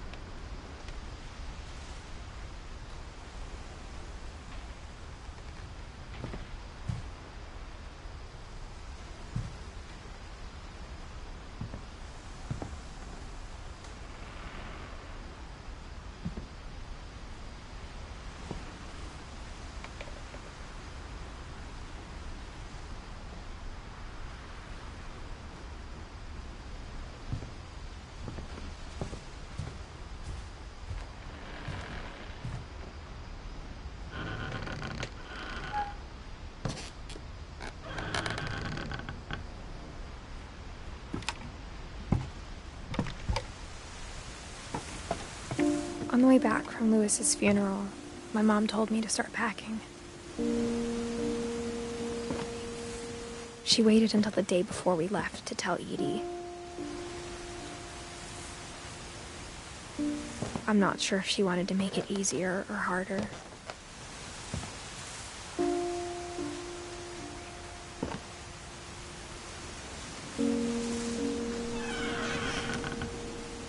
I wish we'd stayed.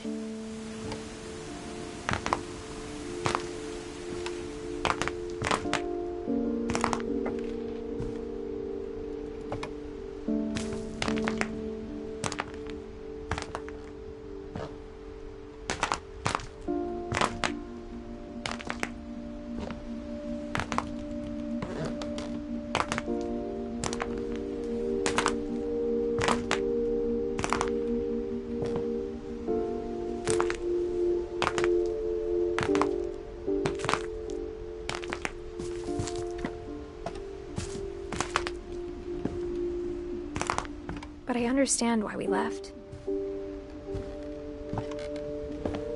My mom ended up leaving everything behind.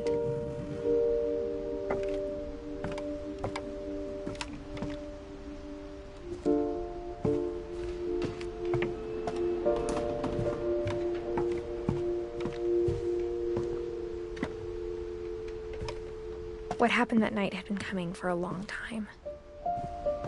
Maybe it should have come sooner.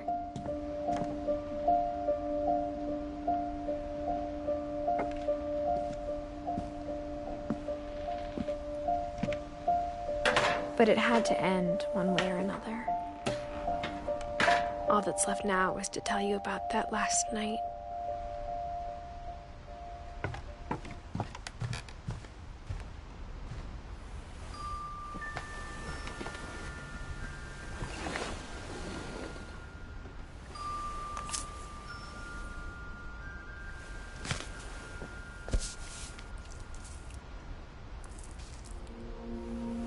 That whole last day, Edie just watched us pack and didn't say a word.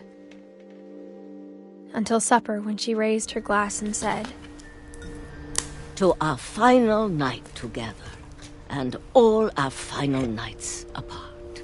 Grandma, you know what I said about alcohol. Some of your medications are very Edith, specific. I left a present for you in the hallway. Why don't you go open it? The grown-ups have to argue now. I'm sorry, you're right. We're all leaving tomorrow. Let's just enjoy our last... I'm not leaving. Edith, you're excused.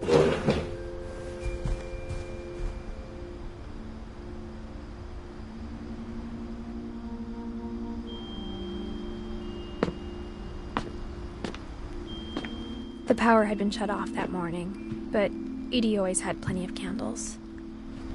When my mom sealed the library, I don't think she knew about the other entrance. Or that Edie had a key to it.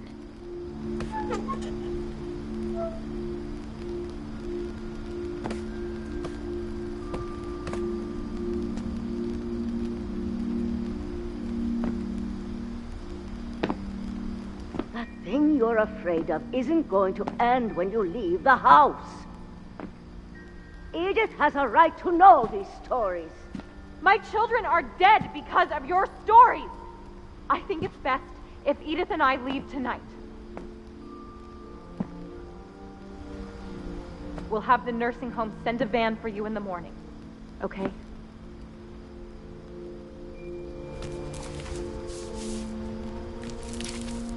Dear Edith, there's so many stories I wish I could tell you, but there's only time for one. This is about what happened on the night you were born. That night, the tide went way, way out.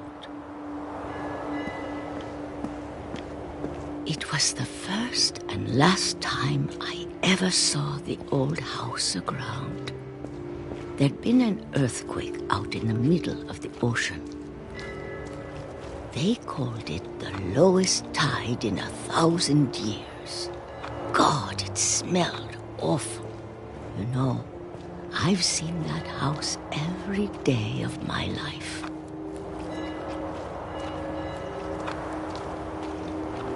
But I never thought I'd go back to it.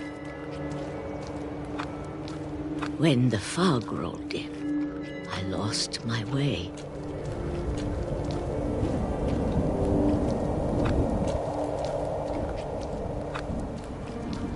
I got turned around.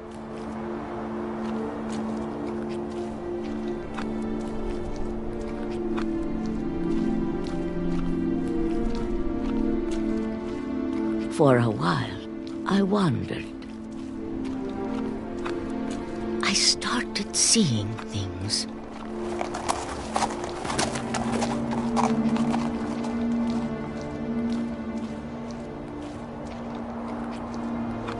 Things I'd forgotten had ever existed.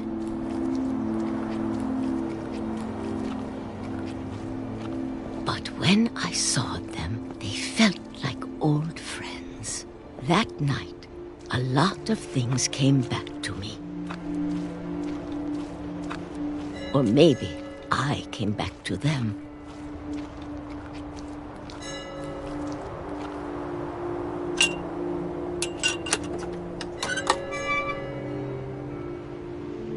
Things I can't explain, but that I need you to try and... Edith, what are you doing in here?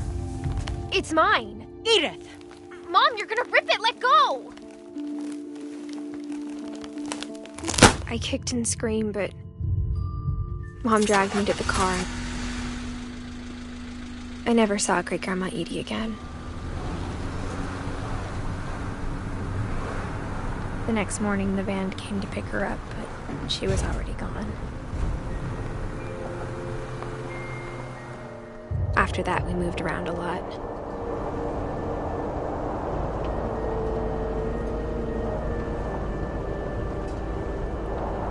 We both tried to make the best of it.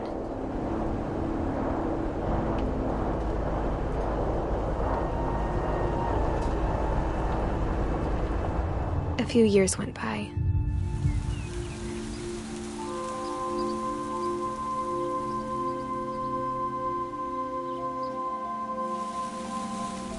My mom didn't like to talk about it, but she started getting sick a lot. The rest happened pretty quickly. She got better for a while, and then she didn't.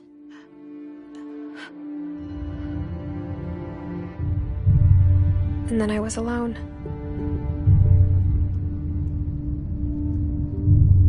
The last Finch left alive.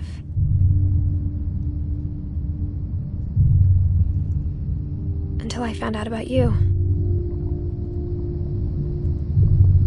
I'm still not sure what to tell you about all this. If we lived forever, maybe we'd have time to understand things. But as it is, I think the best we can do is try to open our eyes. And appreciate how strange and brief all of this is. This journal was supposed to be for you. But now I hope you'll never see it. I just want to meet you. and tell you all these stories myself. But I guess if you're reading this now, things didn't work out that way.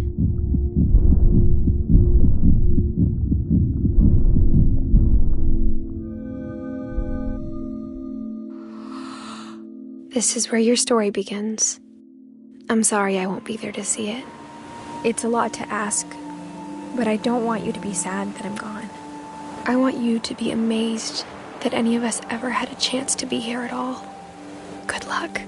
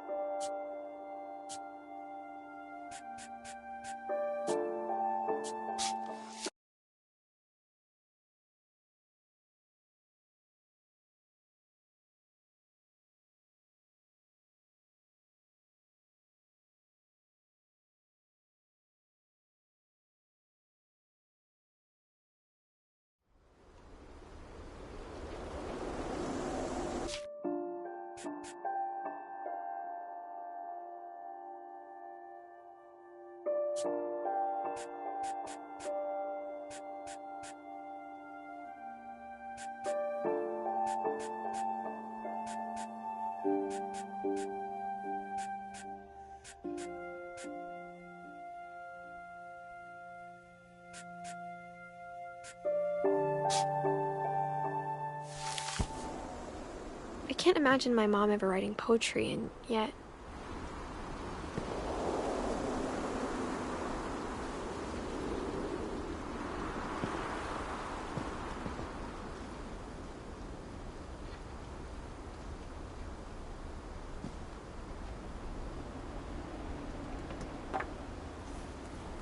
A poem for Gus, who always said the wedding was a bad idea. Our father never hit us kids, at least not very hard, before the day my brother said with teenage disregard that he'd be dead before he'd see a wedding in our yard.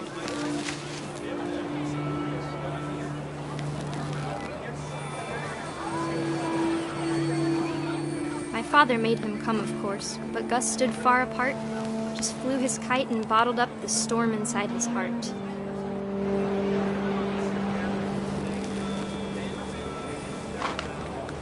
I tried to talk him out of it, but though he'd never met her, "We don't need a stepmom," were the words that I now pronounce you husband and wife. You may kiss the bride.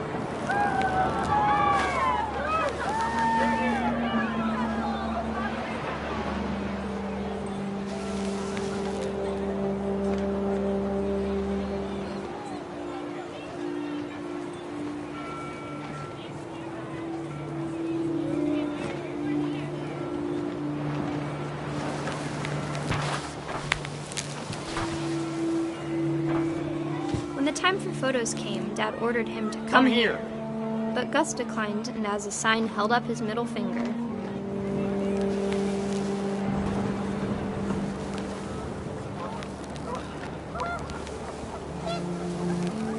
The wind picked up, and panicked geese appeared and quickly went. But all the humans did that day was go inside the tent.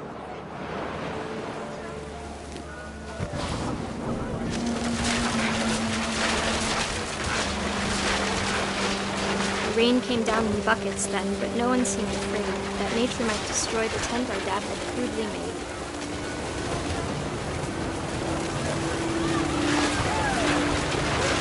The thunder sounded much too close and full of angry power.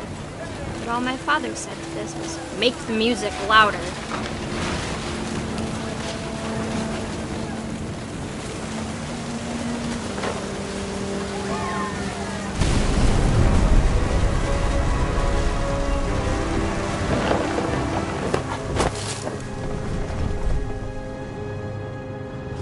I wish that I could truly say I thought about you on that day. Out there on the beach alone, just you, the wind, the sea, and foam. But I didn't, until we found you.